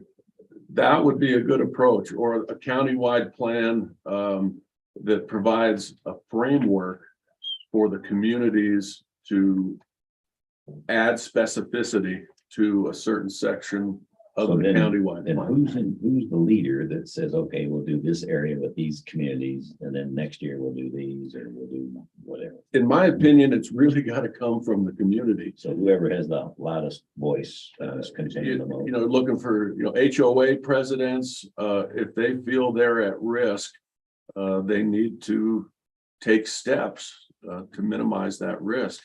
In my experience, plans that were just handed to a community without a lot of buy-in turn into shelf documents, quite frankly. And they don't get implemented. And that's really the ultimate goal, is to change the conditions on the ground. Unless there's right, and so I'm looking at the leader piece of this again, unless there's somebody in the forest that, it's getting awful dry up over here, we gotta focus over here and get to those communities to say, well, let's get you some priority here, you all need to be aware. Well, I think we can do that. We can identify areas and we can go into those communities and That's develop some what I'm looking for. You don't want them energy. to all of a sudden get excited themselves, because they may not think it's a priority. Well, yeah, Unless Sometimes they somebody's do. gotta talk to them. I do get a lot of calls from people that they hear news stories about the grant funds that are available. Good. There's a lot of money that the state has provided. Federal agencies run a lot of their money through the state. And they have an idea of how to mitigate their property. And they want a piece of that funding. But the grant programs, none of them that I'm aware of work that way. They will not address an individual landowner. Personally, I think that's too bad. But they're looking at landscape scale projects that are going to safeguard not just a property, but all the properties in a community. That's where the money is flowing. And that's where the difficulty is, because then you have to, let's say, Tom, you decide to do that on your ranch, and Kevin, you decide to do that on your ranch, and my ranch is in the middle, and I say, no way. You see, it doesn't work that way. You can work around people that just don't want to participate in it. If there's a critical mass, if there's enough landowners that want to take actions that's going to provide benefit not only to themselves but the whole community, even those that don't want to participate, you probably won't treat fuels on that 35-acre tract that Adrian owns, the recalcitrant Adrian. You can work around them. There are still some positive steps you can take. The other barrier that has been identified to me is communities are interested in grant funds and they have some pretty good ideas. And I said, do you ask them if they have a community wildfire protection plan? That has become a prerequisite for almost every grant source that's out there. They've got to have projects pre-identified and prioritized. And if they have done that in their plan, then they can apply for grant funds to implement those plans. So who writes the grant? Usually it comes from the community applying for it. They come to me. We like to work closely with the community that's developing the grant. Who would sponsor it? The county? The county can sponsor it. The grants come from homeowners associations. Sometimes they come from non-governmental organizations that are representing a homeowners group or a number of homeowners groups. They can come from the county OEM. How do you choose? Well, yeah, that's a mystery to me. I know that basically the process involves about a 15-person board. And when they get all these grants from across the states, they divide up into smaller teams. And there's a group of people that reviews the grant. But you know, the So the county details of writes that the big process, I plan, don't and know. then everybody else. It's helter skelter on who writes it. Most of the grants that come in, I would say, are from homeowners associations or NGOs. I don't think the counties that have a lot of open space, such as Jefferson County open space, if there's a lot of land under county jurisdiction, those are the counties that we get grants directly from. But most of them are from subdivisions and NGOs. And what role would you say that the fire departments or fire districts play in the process? They have a critical, a required role in the development of a community wildfire protection plan. The county, the local fire district, the state are all expected to work with the community to develop a plan. If that plan touches Department of Interior or Department of Ag lands, it's strongly suggested that you pull in Forest Service or BLM to help develop that plan, because some of your activities may spill over on the other side of the fence. So what role does the fire department play, like Wet Mountain Fire? Wet Mountain Fire, they've done a lot of risk assessment, especially on the Sangres foothills. Number of homes, generally. So they're required to do the risk assessment. They're not required, but they have that capacity. They're And that's structural. needed for the grant. It's needed for the CWPP, which is in turn needed from the grant. Okay. The number of homes protected, the type of construction, assessing the values at risk. Your plan must address the values at risk. And the fire department has a key role in that, because the main thing at risk is property value. Yeah. It's a lot greater than a bunch of trees out there. in Yeah, the so they woods. would go and they understand what the dwellings are, the outbuildings and access and all. I worked with Web Mountain, and in a day, we did an assessment on, now I'm going to forget the name of the subdivision north of town. Bull Domingo. Not Bull Domingo. It was smaller than that. Backwood Just- Ranch. Just off of 69. I don't know. I don't know either. Anyway, smaller subdivision. We went up and looked at every home. We developed a format and came up with a hazard assessment, for that community. So, And though we don't have building codes and things like that, one of the things though we also look at is home hardening. What things might we suggest to a homeowner to do?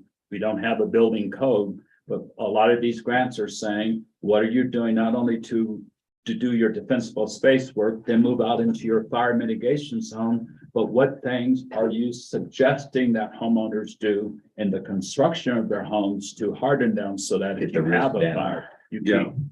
that's a component of the plan, the community wildfire protection plan.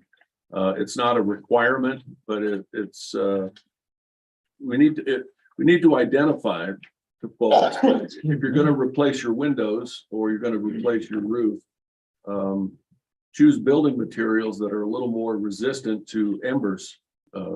This little Coming in. dingy said, Yeah. straw. Yeah, build them out of brick. And the plan that's being passed around is the current plan that doesn't expire until 2028. That covers the sign rail bills. And as I mentioned, we are like about a week away. I'll be working with our contractor that's doing a hazard mitigation plan. I'll be meeting with the towns this West Cliff this afternoon with their planning committee to kind of look at maybe some concerns north of town where all the homes are being built and kind of the urban interbase zone. So we'll be working with West Cliff to kind of see what they want to do there. Unlike, the counties, the two towns do have some building standards and building codes. They're doing a lot of flood mitigation work, and all of that types of activities are identified in some of these community wildfire protection plans. So the bottom line is we do have plans in place. We will have our new hazard mitigation plan in place, which also is a collaborative document. The public will have an opportunity to review that during the review process for that. They'll be able to look that over. No document. Is there a perfect document out there? No. My criteria is if it moves the community forward, that's good. I would run with that. I think some action is better than no action. And as long as it's moving people forward, it's a good plan. It's an operable plan. And Tom, I think you mentioned at the last meeting, well, what are you doing in terms of information and education? Well, I think all the agencies use a common, some call it Firewise, some call it Ready, Set, Go, some call it your defensible space brochure, but in all of those documents, we use the same standards. Might be a different language, different agencies are working, but if I said zone 2, what would you say? I would say, well, zone 2 is zone 2. It starts at about 15 feet out and Yeah. it runs out just to about 100 feet. Yeah, and we all teach that standard, you might call it. If I said the zero zone, there's this a new law in some of the western states, the zero zone. And that's what I call the sweet zone that I'm not going to enter in, telling people what they ought to be able to do in that 0 to 5 foot zone of their house. Yeah. But some communities tell them the type of landscaping that they have to do. And so these things are not easy, they're complicated. It takes a lot of collaboration to be able to put it together. And the more collaboration you have, the greater your chance of being what? Yeah, of getting work done on the ground. And being funded. Yeah, being funded. I feel remiss if I didn't point out that one of the things about the grant programs that I don't know the solution, but it does seem to be a problem, is most of them are reimbursement programs. They're, especially in a small community, having the operating capital to implement a project, document your costs, and then you get reimbursed from the grant program. But that initial capital outlay up front is a huge barrier for a lot of HOAs. It could be a huge barrier even for a county. Coming up with the initial funding to get something going and break that inertia. And I don't have a solution for that. But I'd be remiss that, that is something that has to be planned for. Maybe implement in smaller bites that you can finance, get reimbursed, take another bite. But the grants offer hundreds of thousands of dollars, but that means a lot of capital up front, and that can be a problem for folks. Maybe there's ways to do matching with chipping stuff and selling or cutting the trees that are saw timber. Right. To know that income be part of it. And that's a wonderful idea. I think I had something in some of our notes. You were thinking about, well, like the 4,182 acres in the proposal that we're treating, that's enough fuel to heat between 150,000, 200,000 homes a year.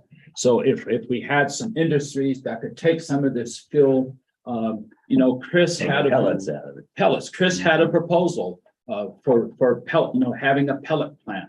But your capital cost Business in the. of business, but your capital cost of developing a pellet factory and the structures that you would need to, you know, have all that fuel there is that you can pelletize it. You have to have fuel moistures at a certain rate when you run it through the factory. It sounds really good. I mean, it's a wonderful project, but who's going to finance that initial cost?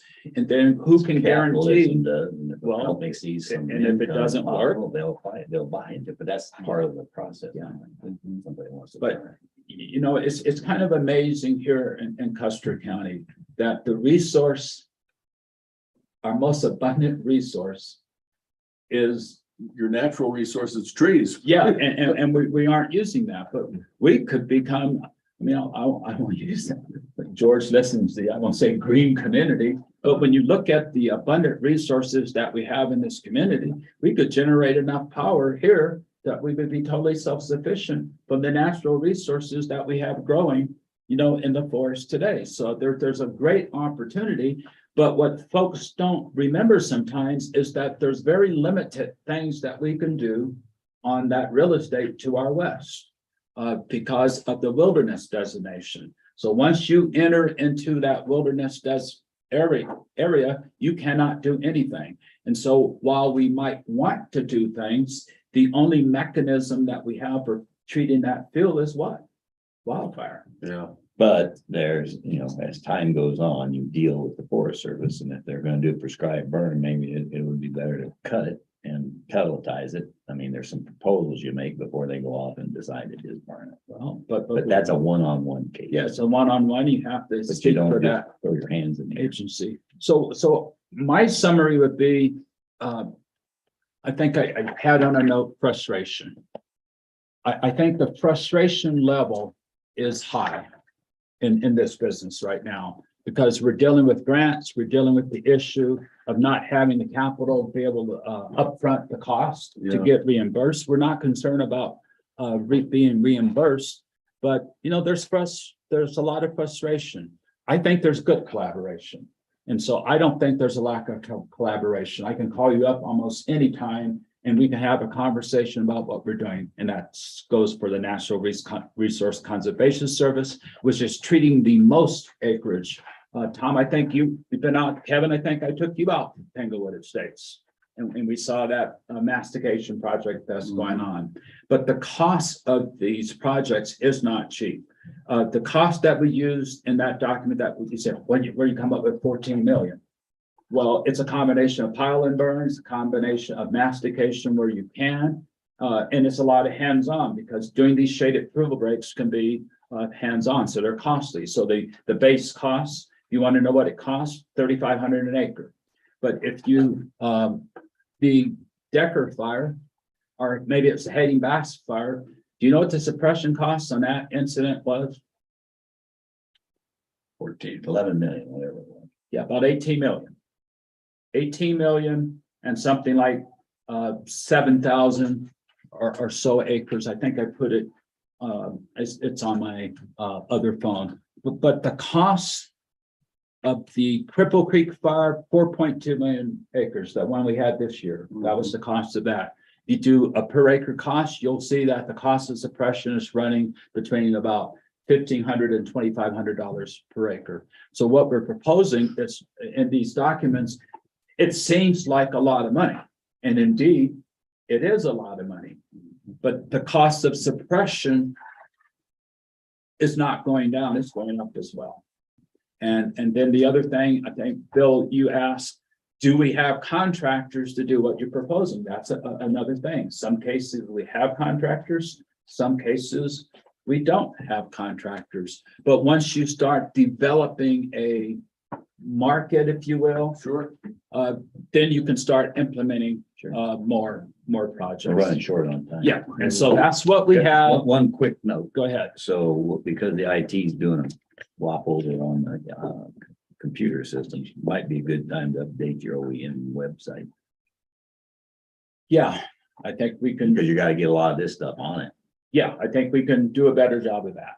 and we just upgraded the website. I think we can do more, but, and what we do is we link, so we, I love the way that, not that anyone's better than the other, but collaboratively, we need to have links from the US Forest Service, National Resource Conservation Service, kind of like a one-stop shop where people can go. If you look on your website, for example, you want to know what CWPPs are in the county, if you go to your website, you click on CWPPs and they have a list. Joe Blow wants to know something about fire mitigation. He goes to your site, let's say, and he needs to be able to easily get to where. Yes, and we can do a better job of doing that, and we'll work on that. Thank you, Any other gentlemen. questions? Thank you. Appreciate it. I think we've got plenty to digest right now. Okay, and I'll take, well, you can have that. That's just for, do you guys want these back? But I can get you, and I'll post that on your website so that you have that. John, thank you. You bet. Thank you for your Great time. time, boss. That's what we All talk. right, Okay. thanks. You bet. Thank you.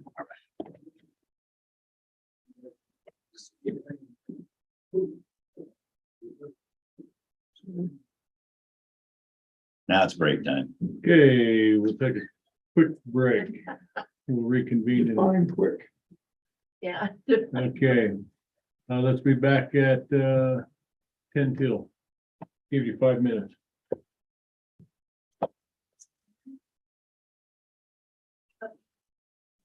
I have Virginia right here.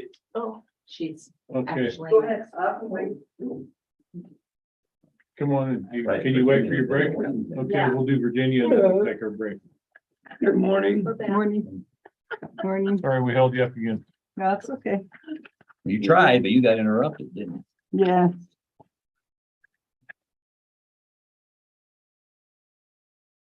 Thank you, ma'am.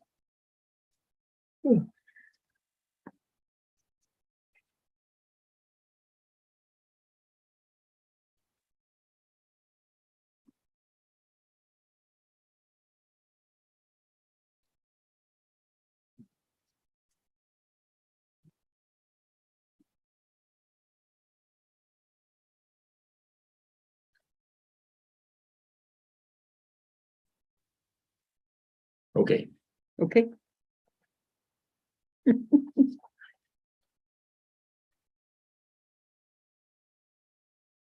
What happened to the big ruler I gave you? And what? ruler. Hollow trust ruler used to go across there. Oh, yeah. So somebody can leave the grid lines on. No, No, takes up too much space. Okay. could leave a line on a couple places.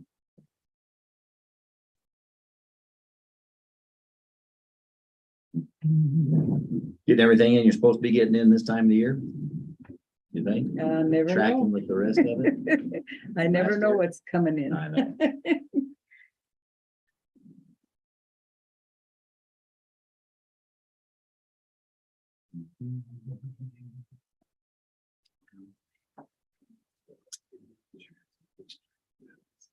Are you going to be able to receipt recycling dollars, To recycle? Line? from recycling? Yeah. Yeah, we don't, this year we do not have a Those will go recycling into line. general fund. It'll go into landfill Oh, well, and Braden's watching. that. Make a sub compartment of that, is that what you're saying? Well, we've talked about that because we've had some of that come through and Makes sense. Roy's asking me, so well, for this year, we'll put it in landfill. Next year, he'll create a line for recycling.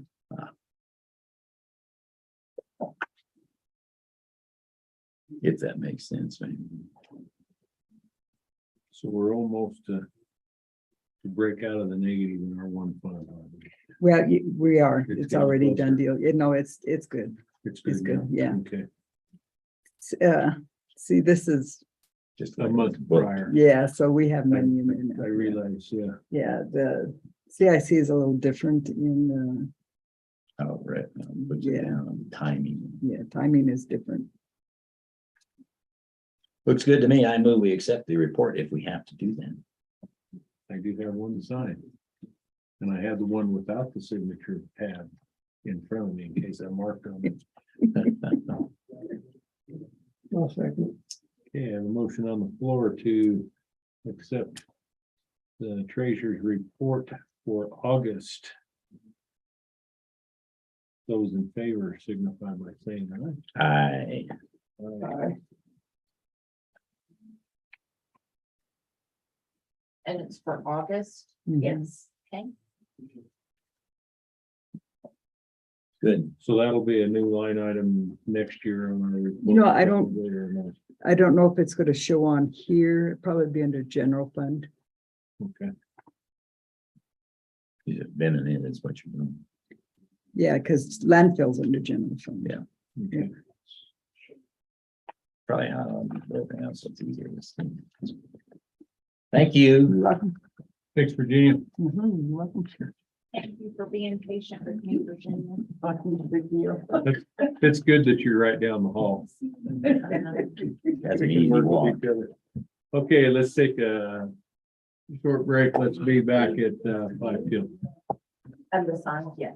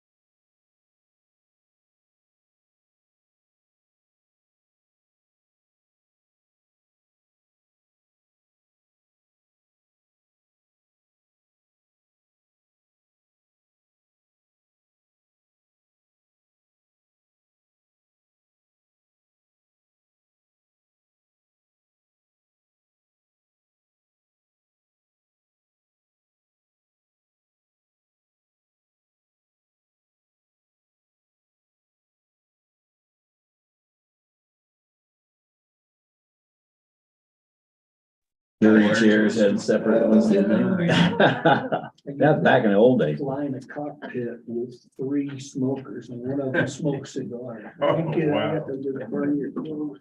You know, I remember riding with my mom and dad and gagging all day. Wherever we went. You're good. All right, the time is now 10:55 a.m. I will reconvene this Board of County Commissioners meeting. We do have a little additional report from the airport board, so come on back up. Okay, Brian Anderson, Airport Board Chair. Appreciate the time for a 5-minute readdress of our airport report. We'd like to brief you on a cost avoidance request. And it's, as we briefed earlier in the day, our fuel revenue and fuel sales in the past month was very strong. As we briefed this morning, that only leaves us about 1,000 gallons for the rest of the year. So our request is we need to buy some more fuel. And we would like to, I'm gonna bring the other guys up to hang some meat on this discussion. But if we can basically step up and buy some fuel in the next couple of days, we're gonna save orders of magnitude on the price based on some research in the last 30 minutes or so that we came up with. And that's why we came back in for this 5 minutes. Bob, you want to brief them up on what you learned there? So. Talk loud, Bob. Excuse me? Speak loudly Right now, without the candy. you're good. You can finish swallowing. Fuel is for, at the present time, $4.80 a gallon. But obviously, it's gonna go up, and it's gonna happen. The supplier mentioned if we don't have an order in by Tuesday, well, it's gonna go up Tuesday. Probably a few dollars a gallon. That was his comment. And then we're gonna be stuck in the same situation we just were in. So it'd be nice to be able to pick up a couple thousand gallons, How many do you need? 2,000 gallons, which comes out to, let's just say $10,000. We can split a load with another entity right now, which will save us money, so we can get the $4.80 price.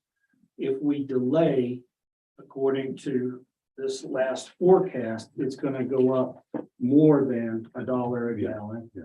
We still need 2,000 plus gallons. So we need 2 more 1,000 gallons. That gives you enough to get through to where?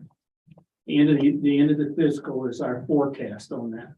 So the request will be on the order of $12,000, so we can maximize our fuel purchase this time and get us through the end of the fiscal. We have 4,500 already budgeted. So the additional would be unbudgeted Right. for our current. So you're putting money in the bank. So we're asking for our budget to be fully funded on that fuel line with a bump up to buy this fuel, which will carry us through the end of the year and maybe a little bit further into January. So we're gonna need the fuel and it's gonna cost more. So we brought Braden back in to help us address where we are on the budget and what the possibilities are. Well, that means you're up, sir. That means I'm kind of tethered with the laptop, so just so since the report, they came over and they were chatting over some things, we're just talking about how do we address this, and so we've been going over that, and that's when we found out that there would be this hike that's expected to come up here in the next week. Just looking at things, there's been a lot of miscommunication or misinformation, flat out misinformation regarding this situation and the airport fund. Because this conversation sounds familiar maybe to a previous conversation, so I'll address that elephant in the room. That was because we had not transferred yet the county funds. So that was the result and what fixed it last time. Right. Now we're talking about what we need to and we'll be talking about in the budget cycle, just the cost of fuel going up as well. So we've made good on our transfer of the county monies to the airport fund, from the general fund to the airport fund, to address any cash flow issues that happened before with the airport fuel. So they have their actual budget, is what you're saying. Right, They're so- operating to it within their boundary. Right, so we did what happened, and as we talked about it, we were looking at revenue, for example, we're $12,000 short of the revenue for the year, which is somewhere around 80%. So we're actually tracking high on revenue right now. We're actually the same thing with expenses. We're $12,000 short of what's budgeted, which is tracking a little high on the expense side too. But at the end of the day, the difference is the same, which to me says they're managing this exactly the way they should be. And the issue is a cash flow issue. What's in the bank account? What's in the fund? And as we've all learned and come to know, you can't have a negative fund balance. And the airport being a little bit at a disadvantage of that because they are the fund, the department altogether. So where, for example, another department goes negative, they've got the rest of the general fund to kind of cushion that. So that's where we have to be really precise when it comes down to this. So this conversation really is one of cash flow that's been brought about because of fuel prices going higher. And really, I think a cash flow issue that has not been totally addressed, at least since I've been. And I think that's this idea of we need to address some sort of buffer within the airport fund that allows for Purchase. when a purchase happens, that goes down. And my hope is that should only be a one-time thing. Once a buffer is put in place, then it comes down to a question of what the fluctuation is in sales for fuel, or what the county has decided to transfer at the beginning of the year from the general fund to the airport. Sales meaning cost of the fuel too, because the cost is fluctuating. Well, no, They're- so to address that, while the cost would be fluctuating, as long as we're pricing that. Right. With a set margin, whatever that looks like, the only variable there would be sales, how often it Right, happens. right. Because That's we'll good. always be making it back, but we might take a lot longer to make that. Right. happen. We've got to be able to cover that. Right. time. So So, we've transferred all the money we were in the committed budget, to yes, through the budget. correct. And so this last month, everything was copacetic. And that's what I heard from Virginia as well. Yeah, that's good. And so the bottom line on the dollar amount ask is, My suggestion would be that for that fund balance because they've still got that $12,000 of expenses. That if we did the 12,000 just for the fuel, then we're back down to where we are, which You want to doesn't put help the that buffer. buffer. So I would suggest $12,000 for the difference between what is currently budgeted and what is expendable, or what has been expensed. So there's still, if they were to spend their budget at 100%, there's $12,000 left to spend. So to do a transfer of $12,000 for that, but then to also do $12,000 for the fuel purchase itself, which then should serve as that buffer and continue to build on that buffer as that's expensed, or as that revenue. Make the comes in revenue. From the, because they can carry a fund balance, right, correct, yeah, from year to year. absolutely. So you're looking for $24,000 out of the where? General fund? General fund. Right, so I move that we transfer $24,000 out of the general fund to the airport fund. Is that what we're calling it? To account for the fuel sales and to take advantage of the sale price now, as well as to make us where you wanted to be in the first place with a buffer, so we don't have to do this all the time, like we're trying to down to buy fuel. So rather than saying all that, let's transfer $24,000 into the airport fund. Motion. Have a general fund. I'll second that, and then I have some discussion. you said we have transferred everything that was budgeted already. Correct. So I need to ask the question, the 12,000 you said left to spend down. So they still have that in the account, That's right. but then, so if we've already transferred it though, that's my question. Yeah, not totally. That's not in the account. So that was because we were at that negative where, so they were. What we've all been going on, what the airport board has been going off of is what's budgeted. Which the actual budget that we gave them, and it So- was, And just the expense side of that. And so there's been a side of this coin that really has not been explained, or at least not well, to that. So as far as the expenses go and the budget, they're right on where exactly they're supposed to be. The cash flow side of that, being the revenue that comes in, has not kept that bank account above that zero balance. Because that knowledge just hasn't been there, or that strategy's not been there, and I think that's why.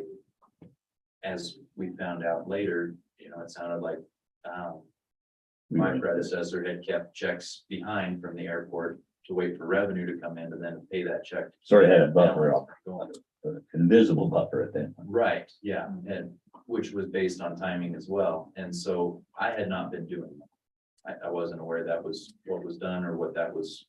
I thought as long as by the end of the year, we didn't have a below zero balance, that we were good.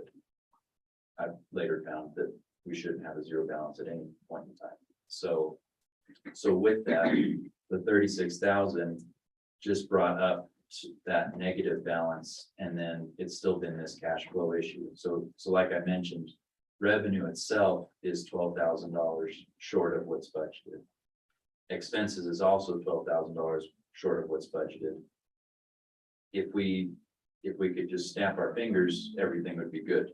But as far as getting that money in and that money going out, but because a fuel purchase has to be made, expense is going to drop the bank account below zero, and it's not going to be above until later in the year. But it's still within that budgeted amount.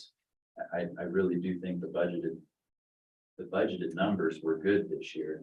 It's just a cash flow issue that it's come down to. It's not been addressed, and it's So- why we're here. So theoretically, if this action is taken, this will give them the ability to buy this fuel now, and will give them that buffer so that they have the money in advance to buy the fuel rather than working on the backside. Correct. Which has been, I think that's been a statement I've made. They need to have that money in-house up front so that we're not always catching up. We're actually have the money to do it on the front end of this. All things being equal, if next year was exactly the way this year was, and we do this action, and we transfer that $36,000 from the general fund to the airport fund at the beginning of the year, there should not be an issue. They For the got entire- $12,000 left at the end. Because that cash flow should be there. There should be a fund balance of over $12,000 because of the And increase on the fuel. revenue. And then All things being if you buy a load of fuel at a cheaper price and you still have a bunch of the high price fuel in there, that is taken into account, I'm sure, when you adjust your rates. We merged the two. Yes. Okay. So, They got to keep competitive, or you'll end up holding expensive fuel forever. anything from you, sir? Go, I see you have your hand up. Go ahead. Thank you. I would assume that the airport board knows and believes that this administration supports the airport. Is that a fair statement? I think we've demonstrated that.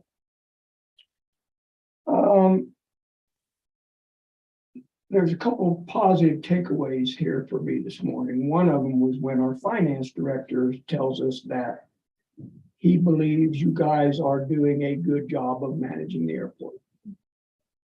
That makes medicine easier to swallow when you have that going for you, which I agree, and I think you guys have done a great job out there.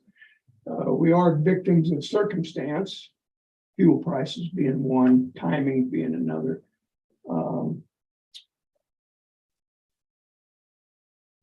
Politically, I'll support this. I hope you understand we all have our limits, right? I mean, we've gone to the well a couple of times, not your fault. That was really timing and stuff on our end. I guess my question is, at some point, we're going to be right back in this room having the same conversation when we're trying to fill this new fuel tank. Unless you guys have a different plan that I'm not aware of. So if you think that new fuel tank is going to come online in 2023, I would assume your budget would reflect whatever startup amount of fuel you anticipate putting in there, right? Yes, that's Because right. if we come back, if you don't do that in the budget process and we don't catch that, February, March, or April, we're right back in here and you guys will be saying, hey, we need some more money. If Braden thinks we've got the money to make this buffer deposit in your account, I'm all for that, because we have got to stop this nickel and diamond the airport as an entity so that you can function. I'll support that, no problem, but that's kind of where I'm at. From my seat, we appreciate that. We appreciate the support that each of you have given us, not just this year, but in the past. And it's always tough decisions. I understand the constraints of the budget in this county and what you try to wicker. If I could, I'll give you my sophomore understanding. I'm not an accountant. Here's what I try to do out there as the leader of the band. Braden doesn't like this word, but it's the way I see it. Our contract with the county was $83,750. To date, with a quarter to go, we've expended $71,000.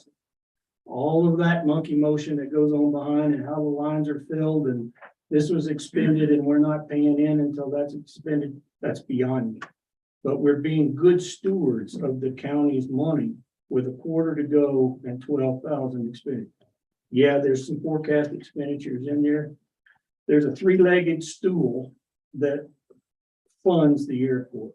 There's the county input, 36,000. There's the leases, and there's fuel sales. You can almost guarantee, based on our budget, and again, my word, no one else, the contract we have with each other to manage the money that you allocate us is the 36 and the 6, the leases and the 36,000. Unless somebody defaults on a lease or something, that's almost always there. The big variable is the fuel. And like we talked about, it's the cash flow. You bring it in, you sell it, and it all catches up eventually. Optically, it looks bad if you're going to the well and going, okay, we need this money to carry us over. But that portion, that leg of the stool is always going to be the variable. And of course, this year we got hit with prices. So our ask today, and again, I appreciate the support greatly on behalf of the airport board, is we're forecasting for you that if we buy fuel a couple of weeks down the road, it's going to be painful compared to what it is today. So we appreciate you hearing our discussion, and I hope you understand our sophomore understanding of finances and how it works, but we're trying to manage to the penny out there at the airport. And you wouldn't have been in here today otherwise because of that fuel change. And that's smart management doing what you're doing. I think you had your hand up, right? Yeah, we did discuss the new fuel tank, and because if it's a $12,000 hit right now, I asked the question and based on, I guess, probably today's prices, it's a $40,000 hit for the new tank. So just discussing kind of strategy around when do we plan for that? Well, that's not until next year. So really, I don't think we need to make that decision now with a fund transfer. But they're gonna have to have something in their budget Yeah. to account for something. Well, correct, and I want to, semantics, it's not a hit, it's what we'll budget for. and we'll budget for a bigger fuel purchase with the larger tank, which was one of the arguments for getting the larger tank, so we can buy it at a lesser cost. So the initial buy-in, $8,000 gallon, I'm sorry, minimum, at whatever the price is, we'll forecast the price, say it's $5 a gallon, $40,000. And we'll forecast that in. It'll be a big draw off of our budget all at one time, but that should carry over month to month. Plus you've got the 12,000. There is a refresh rate, there's a shelf life on the fuel, and you gotta bump it every now and then, so we will be adding to that. But that's next year's worry that we've already planned for and will present to you during the budget discussions. But it will be a bigger initial buy-in. It won't be a 2,000 gallon ask for $10,000-12,000. It'll be, Right. We need this line funded at a much higher level. You know, you guys aren't totally different than tourism. They received their last quarter payment in the first quarter of the following year. So they'd be in the same boat you are, except they have a pretty healthy fund balance. And that carries them over and they never get below that $0 threshold. Unfortunately, you guys have not been there with that fund balance, so. Again, I think it's, timing's been a big deal. And of course, then price of fuel and. Any other discussion? And don't see any hands online. Okay, I have a motion on the floor to make a fund transfer of $24,000 from the general fund to the airport fund to create a buffer and to supplement for the fuel purchase. Those in favor signify by saying aye. Aye. I will vote aye with a caveat that I'd like it on the record that people understand by statute, this county is required to have an airport. I'm not sure a lot of people know that. And I voted aye. So, Thank you. Appreciate your listening to us. and Good your job. support. Thank we you. didn't. Good job, buddy. And I'll I said have we'd that have no resolution question. for signing. With. Appreciate Yeah, it. we gotta get in revenue and. That's to you. It's been a guess. Thank you. Thank you. Thank you.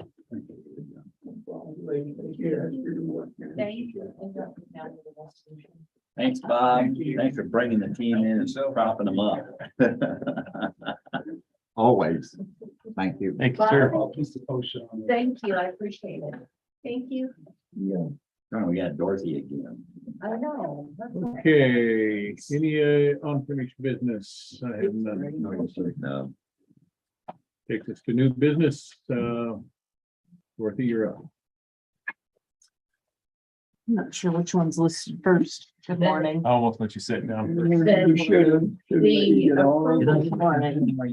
Dorothy? Yeah.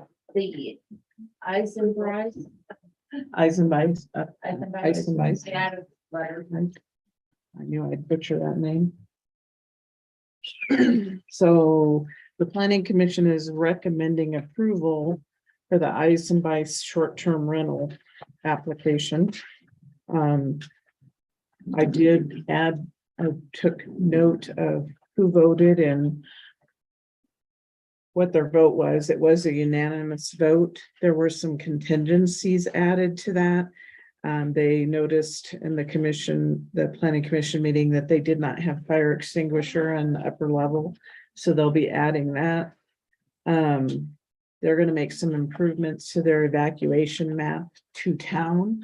So one of the things that I believe that's recently been a little bit more looked at is if there was a wildfire.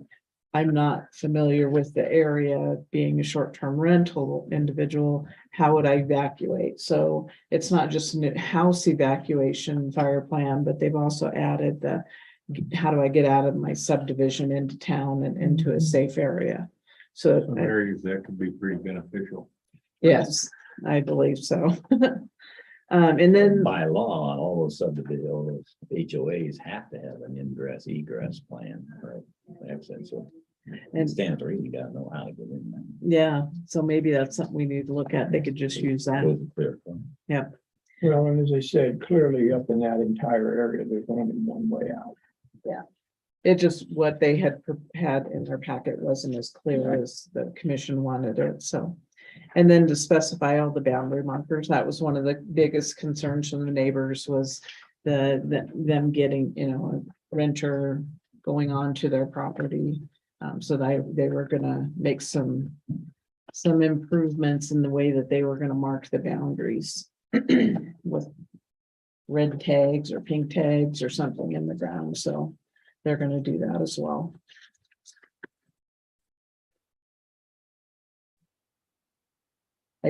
Mainly their concerns have been met. They have a very good, from what it sounds like, property management team that's going to be in charge of their STR. They laid it out very well. Gentlemen, I like the way you put up the recommended approval. Those, good way to do it. Good, thank you. Yeah, I sat through this hearing, and during that planning commission meeting, I looked up the definition of adjacent and adjoining. I didn't go back and see exactly what our language is in the zoning resolution. I guess during public comment, there's nothing to prevent anybody from saying something. I think it needs to be clarified when people do speak, are you an adjoining landowner or not? Yeah, and if you are, okay, now we listen to you through a different set of ears than you would if you were an adjacent. And the definitions I read, the big difference is sharing a boundary. If you're sharing a boundary, you're adjoining. But adjacent means in a close proximity nearby, and there's other people up there. But I know somebody asked one guy, are you an adjoining landowner? I think he said that he was not, that he just lived in that area or something. I believe our language says adjoining. I think it does, yeah.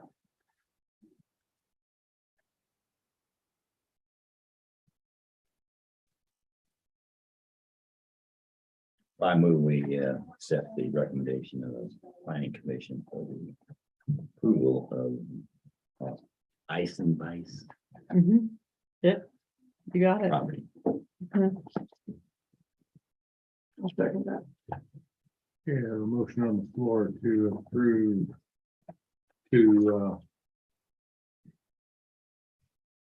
approve the ice and vice STR application as recommended by the planning commission.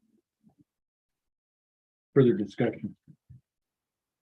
I only wanted to draw to your attention in your packet this morning. I received a couple of emails regarding these. I put them in your packet just so then it's on your radar that somebody had weighed in. Didn't know if that would contribute to your decision. I did have this one right in front of me. Thank you. Yeah, and before the meeting, I looked at one, maybe I should. There's one for each of them. Oh, okay. Uh-huh.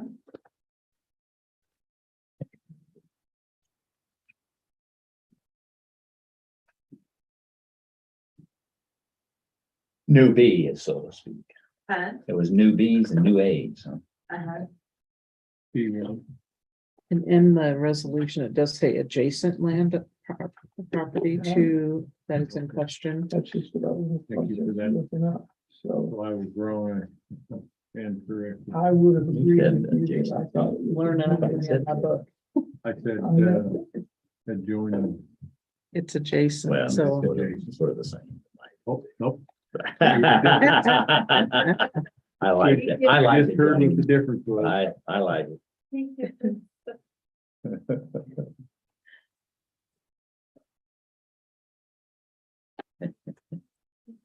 I would agree. I thought it would have said, That would have been. Maybe that's something we need to look at when we make some changes in the future.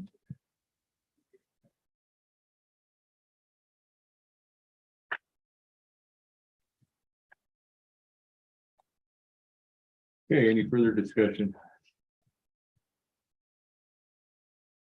Those in favor, I'm gonna look online, do we have anything there? I'm seeing no hand. Those in favor of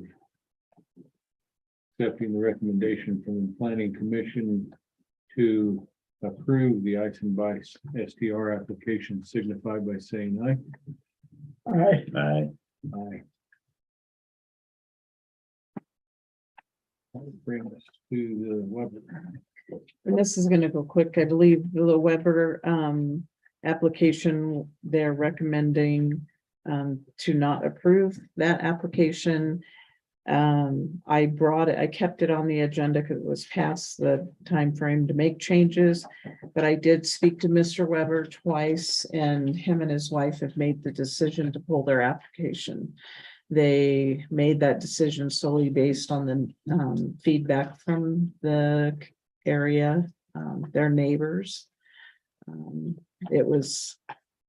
They were saddened in the fact that it was so, I guess they felt like, let me back up what I'm saying. Start over. Their hope Start. is, their hope is that their neighbors will accept them as individuals in that neighborhood, going forward and be neighborly to them. They did not want to cause any issues with their neighbors. This particular subdivision is very against short-term rentals. And it's a group of, it's not, I believe I can't remember exactly how many houses there are in that subdivision. But there's more than just the group of people, but the HOA president and several of the residents are very much opposed to having short-term rentals in their area. So I know where this is. Is it, the subdivision is called what? It's Corner Verde, I believe. Yes, Doesn't say, why don't you put those on these just for. put the subdivision Yeah, on when you there. have the vote Okay. here, just say it's for Weber subdivision or Weber. Whatever, so it may I be can not in do the that. subdivision.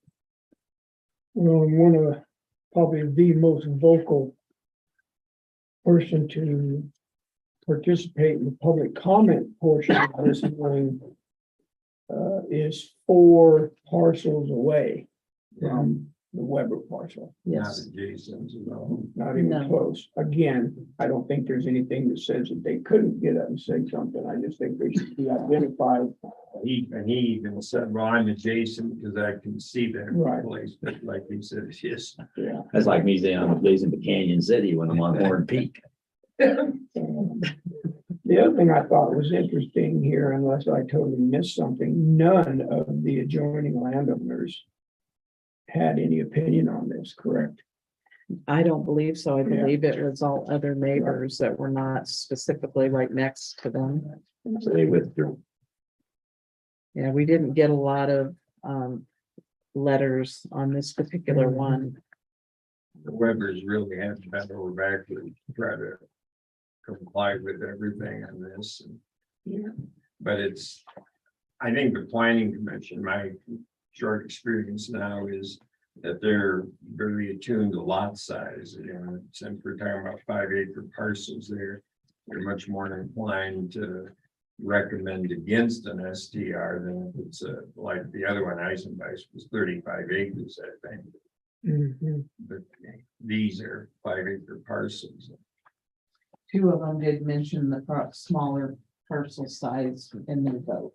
And And they voted no. Right, And that's yeah. not really a stipulation. I did look through the resolution. That really is not listed at all. And you could come down to my area and you're talking 3/4 of an acre. Yeah. Something like that on the lot size. You can come into my area and you'll see 150 feet on some of those. Macy is one of them, Tanglewood acres. So, I think there has been one bad experience in that particular subdivision from what was spoke in the planning commission meeting. And I think that's kind of soured those individuals towards an STR. So I think that's something we need to consider. Are we gonna not approve based solely on the neighbor's feedback? That's what I was gonna make a comment on. I think it needs to have some process where you can't be guilty before you're proven, it's innocent, And I would call it, maybe it's a conditional approval, and then have a new hearing instead of just an automatic renewal. You have to make sure everybody has a voice again. Prove it or not. But that's something we can discuss, not here necessarily. Right. But that was really why I wanted to keep it on the agenda, I guess, because I think those are some things that we need to look at, as well as the process for renewal. Do we really go pull the file and see if there have been any issues? I don't know that happens, but we need to. So I think we need to define that process a little bit more. Are we still in debate of this motion? Yes, I can't remember. Okay. Because I do have some. actually, we do not have. No, we don't have a Yeah, motion. okay. We're I done, don't except believe he we just need a wanted to motion. discuss Yeah, it. I did. I just Oh, wanted. that's right. It's been sold. If I may, then, sir, and Yes, I sir. alluded to this yesterday, and I think was directed, that maybe we just wait and have this conversation today while you're here. And you're exactly right. The guy got up, and was very vocal about some gunshots that were fired over a year and a half ago. Has nothing to do with this guy's application. And you'd have swore all of that was tied directly to this particular short-term rental if you didn't know any better. It's just not right. I understand their concerns, but this thing of trying to pass judgment on somebody in the context of something that happened a year and a half ago, totally unrelated, is absolutely not fair. This hasn't and won't be the only time Commissioner Cannon and I agree, but I certainly agree with this philosophy of not convicting somebody before they're guilty. I would like this Board of County Commissioners to consider sending a request to the Planning Commission to revamp the short-term rental thing, to approve those on a one-year contingency basis, and then have this hearing again at the end of the year. I think that's fair. Let them get into business and either prove themselves worthy or shoot themselves in the foot. Then we get away from this prejudging. It's Guessing and just not supposition right. and hearsay. Yeah, and then to your point, Dorothy, after they've been in business a year, not opposed to listening to their neighbors, but let's see who has submitted a written protest or objection or concern and filed it with you. You stick it in their file. Webbers or anybody else comes Or up could a be a year police later and report. we look at, could be a police report, whatever's in there. Trespass. If there's nothing in there, to me, that trumps somebody just showing up and saying, yeah, but by God, 2 years ago, they were shooting a gun. And I believe that process is in the 910 section or something. Oh, to reevaluate in a year, yes, it is. It's But I'm talking And about, if there, Approval. and if there are written complaints, right, that they would be taken that they into would be consideration. taken Yes, into consideration. yeah, I'm talking about automatically approving Yeah. 8 of those a year, if that's how many we get. We can't get it, we can't approve any more than 8. That's In by that zone. resolution. But at the maximum, approve all 8 and then let them be in business a year and then put them under the microscope a year later. Yeah. I struggle with this process. Council, you got any opinion about that? No, I think that's, since it's already in the zoning resolution that they have to renew after a year. I think that's when it needs to be reviewed, but I would certainly like on the web, I'm sorry to see that one pulled. Because I think they would have been very good neighbors and very conscientious and all these things about, well, they could have an outdoor grill and somebody's gonna start a fire and burn down the whole subdivision. I mean, I think we've heard that in just virtually every application, people are worried about fires and everything, but yeah, I would agree that it's something to come up with. It's kind of a conditional for the first year, and complaints should be in writing and filed. If somebody feels like they're violating the terms of their SDR, then it's up to them to file something with Dorothy, so. Yeah, I thought about going down that road of, could we make this short-term rental application process administrative for the first year? But our zoning resolution doesn't allow for an administrative process to approve an SUP. So maybe we could change that language a little bit to say this is a conditional SUP to be reevaluated in a year. At I don't know. renewal time. I just think it'd be nice if planning and zoning could stamp these, Should. send them on, let them go be in business, and then get the planning commission involved. They may feel differently, but Well, that's what they could do, and Tom, you're it's right. conditional. They could meet, because it needs to meet the terms of what their STR rules are. And so that would be a reason for them maybe not to approve it validly, saying you Right. gotta meet septic Mhm. or whatever. Right. Yeah, if they, and I mentioned They this don't. yesterday, and they talked about it the other day, if an applicant successfully completes the requirements of our county, fill out the application, do all that. Give them a conditional approval. And this one was particularly, to me, egregious because, they were hiring Charlie Ellison's business to be the property manager, and the woman that works for him, she is an adjacent property owner Yeah. to this. I mean, she's right there to keep an eye on things all the time. Yeah, that's a good point. Well, it's not to say they can't reapply. Yeah, I don't believe I it. just think this is a great example of a poor situation or poor policy, because nobody that's adjacent was there. Mhm. Nobody that was adjacent submitted a letter to Carlin. And who was there? People that weren't even living anywhere, except for the Wilson lady. Everybody else was squalling, they don't even live next to them. So, And I guess my question to that particular HOA or any HOA is, can they put that in their, what's it called, bylaws, so that if that's something they feel strongly about in their neighborhood, make that a restriction so that there are no Some of them do, STRs. Yeah. some of them won't allow rentals at all. and we said early on in this process that we're not gonna enforce We're not or getting into their. worry about HOA stuff, whether they have it or don't have it, it's none of our business. Right. We're looking at it as a one-off.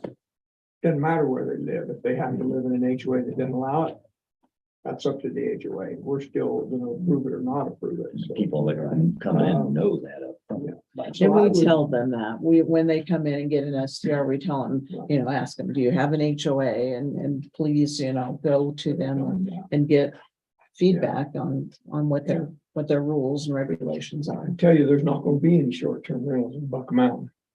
That's not happening, man. Those people are brutal up there. They just won't allow it. And they made that very clear. And I would kind of speak to your comment as far as conditional approval. In a sense, that's built in there. It doesn't say it per se. But we do have the review process the following year. Right. It just doesn't go back before the Correct. planning commission. It comes in Right, at that point. right. Yeah, and I'd like to see them just flip-flop. They need to have it, Administrative on the front end, and then you get in front of that planning commission at your you review. have to. And then And it's- that's where you get. It's optional at the front end, if they're brand new, then you gotta make sure, you're not satisfied, you can schedule it with the planning, I you're think that would direct. be a big change in wording and. Yes, which is where I was headed. Yeah. I would like to put this on our mid-month agenda to consider directing the planning commission to change the language in the zoning resolution. Accommodate lessons learned.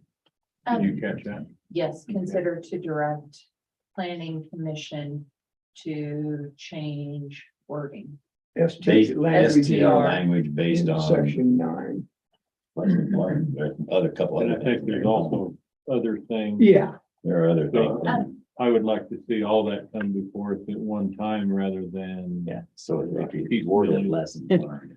agreed. Process all every time. So, workshop on that perhaps?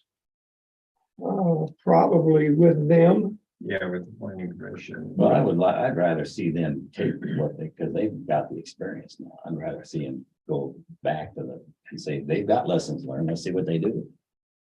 And then, because it saves time in a workshop, we can always ask for the workshop later if it's a kabuki dance and they come back or they're not ready to come back.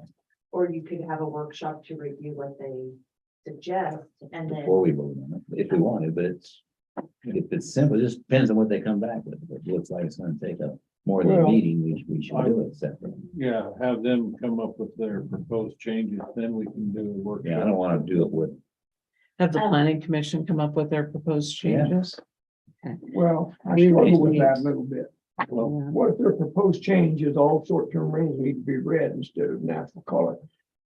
My point is, I think we need to send direction to the planning No, I agree. commission to address this issue. that's what I'm saying, that's the resolution, that's what I'm Well, saying. That's not This what's being one- said. It this was one to right let them here- Bring whatever recommendations they want. Based on what we've learned, and we can list them out, you can list them, short-term rental, we call conditional approval, be it, what was the other thing, Annual review. annual go review, before the planning commission. whatever those are, let them, Weigh out the adjacent versus adjoining versus community members. sure. And then the other piece would be, give them the ability to say, maybe there's something they see that we haven't even discussed, and that Sure. they would like to see. I'm So not have them opposed bring to that, but so I have them think bring we it all need to in. send a clear message Yeah. from the commissioners.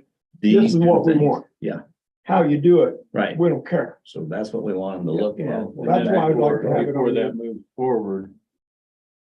Changes that she has seen, not just with the short-term rental, but Right. in other places in the zoning resolution. Right. Yeah, we're gonna do We it. need to address. Let's do it needs all at to one be time. added That's to gonna that be that's before gonna be a that moves project. forward To the hearing process. Agreed. We can do this right away. I would like that to be on the agenda for the mid-month for us to have an official motion to direct the planning commission to do something. Yeah. That's the way to do it. I just wanted to make a suggestion regarding the covenants and HOA. One of the things that you might request is that if they are in an HOA, that they have an HOA sign off. Even if it's just a letter saying that we have no rental requirement. Just as a thought, because whenever they close properties, we have to say they're, they end up getting a letter saying if there's any assessments or things, just the thought, throwing it out there. Might help with not having HOA members on it. You're the director, figure it out. Yeah, right now it's on the onus of the And applicant. I think it needs to stay on the applicant, in my opinion, but we can look at that. I mean, I think that gives us a little bit of liability there then. I don't know, See what they say. I'll ask them about that. So we're on the agenda for the fifth. Gotcha. 19th. 19. It was the 19th, yes, sir.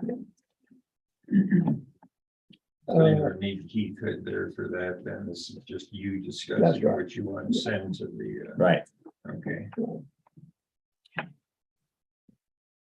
Anything else? The only other thing I have, and I'll probably put it on the mid-month agenda, is the vacation of the last meeting we had, the gentleman in Lake Dewey's, Mike Smith, vacated 5 lot lines. And then he wanted to Now you gotta make a lot of vacate that road. It was Dublin Lane. And I've not done that before. I've been working with him. I do need to get some That needs to feedback. be done by a resolution, which I can do, just kind of send me an email as to exactly what we're talking about to vacate Dublin Road there, because it's that way, then half goes to Well, actually, all of it's gonna All go of to it goes him to then, because he owns on both sides. Right, Yeah. so that was my concern, who's gonna end up with ownership of that if we vacate it? If you It vacate would- that part of, he's the one who owns the property on both sides of the part that would be vacated. So it would just by law go to him. Mhm. Perfect. But So right it now needs to the be done county owns- Pursuant to the statute regarding vacating roads. Right now, the county owns that road and it would vacate a portion of that road and give him that property. We It's looked the it up whole on the road. plat, were you here still when we? I was, voted the plat? yeah, I went right down the middle of the, Does the county It goes right actually down own the the middle. road? That's that's the feedback that we got from Kit Shy. Okay, well, then, by vacating it, when the county vacates it, it surrenders its right to the road and it goes to the adjacent property owner on each side. And you're not sure it's the the adjoining same ones. property owner, it's, Would that vacate the, can you just do a portion of that road or do you have to do all of it? Would it no, I change? can, You're I vacating can the whole do, that's what I need to know. I need to see, I probably should come in and take a look at the Okay. plat and be sure. Because we're just vacating that portion. From It his- pretty much ends there, doesn't it? Dublin Road ends at It the. ends at It his, ends right at Holmes's front door. but it goes outside of his property, it goes by other people's, we can't vacate the entire road, Right. just that portion. No, that's On his what I need to property, be yeah. sure what we're talking about. And I don't have it ready, but I'll get it ready and Yeah, we that's can set a time to meet over that. Yeah. So I'd like to put that on next month's agenda. I've got other resolutions I've done vacating roads. I can just pull one out. We've done some. Okay. Yeah. Do you want that on midnight? Yeah, midnight. All righty. The more work you could get done in advance of meeting with the attorney, the cheaper it is for us. He's dinging us by the hour. these Yeah. days. I got it. And now I'm throwing in all that extra time at the planning commission. I'm getting rich on it. Thank you. Thank you. Hang in there. Thank you, sir. Thank you. See you later. See you at midnight. You're gonna go to Denver with us on the 20th, if we go. Oh, yes, that reminds me. Pretty full stuff today. Yeah. Yeah. Do you want me Yeah. to make that a workshop, a meeting, anything? No. Because the three of them will be in the same Yeah, They're not, that's Here. not dealing with county. building. county business. No, they're, Okay, just making sure. yeah, because they need to be published or anything else. Yeah, if you're all gonna, that's what you end up doing, riding up there, I'd like to go along. Just depends on where you're gonna buy me lunch. let me ask, well, you weren't involved. Where did we eat lunch the last time we came home from Denver? Do you remember that? Yeah, that was up on, gosh, where was it? I can see it in my mind. And in connection with what trip? That was with the- Was the first trip we made, On the towers one. yeah. Oh, yeah, it was. The second one was underfunded courts, but the first one was when we went up with Bogle and Company. Yeah. And had lunch Mexican in a restaurant. Mexican restaurant, that's right. I bought, by the way, so it's not my turn this time. I think it's traditional, the chairman I picks up. think the- traditionally the tournament does. I really like As that. long as you guys hold it to under $35 a head. Oh, well, Ah, at lunch, we should be able to do that. All right. Any additional items of business? I had one before we got off onto that whole wild thing. I sent you a link or an email with a link in it to that. I did see that. Okay. It's not. Extremely long. That was, the call was scheduled for 2 hours and it went for less than an hour. Somewhat informative. Did you guys find that email about the?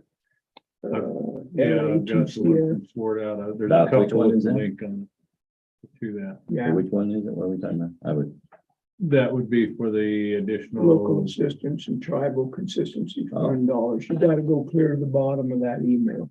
Yeah, One of those emails anyway. I'm learning the hard way. I think, oh, okay, I read that email. and technically, I don't think that falls under ARPA, so to your question yesterday. It does. That is ARPA. That's got a new name now. Well, it's got a new name, but guess who's funding it? Treasury with the same portal. So you're still the man. Can't weasel out of it. It's open for discussion. Yeah. All right, so I did get that link. Okay, good. Public comments. I'm not seeing anybody with their hand up. And seeing none, I will adjourn this meeting at 11. Guess what it was. Okay, Sorry. I wanted to let you know that on October the 11th, which is the Tuesday that I'm scheduled to be in the office, I will be out of town. Personal business, so Thank you. I appreciate it. I could come in on the 10th if you insist, because nobody will be here since it's a holiday. I also may be gone. I will have to look at my email. That's a meeting out of town on attainable housing. Okay. I need to look up the date on that. I will get with you on that, and so Did you get the email about the volunteer breakfast down at the firehouse on the 12th? Saw that, I think. I think that was some no thing, wasn't it? Yeah. I'll not be back yet, so I won't be there, and I let him know that, but anything else? All right, I will adjourn this meeting at 11:51 a.m. thank you all.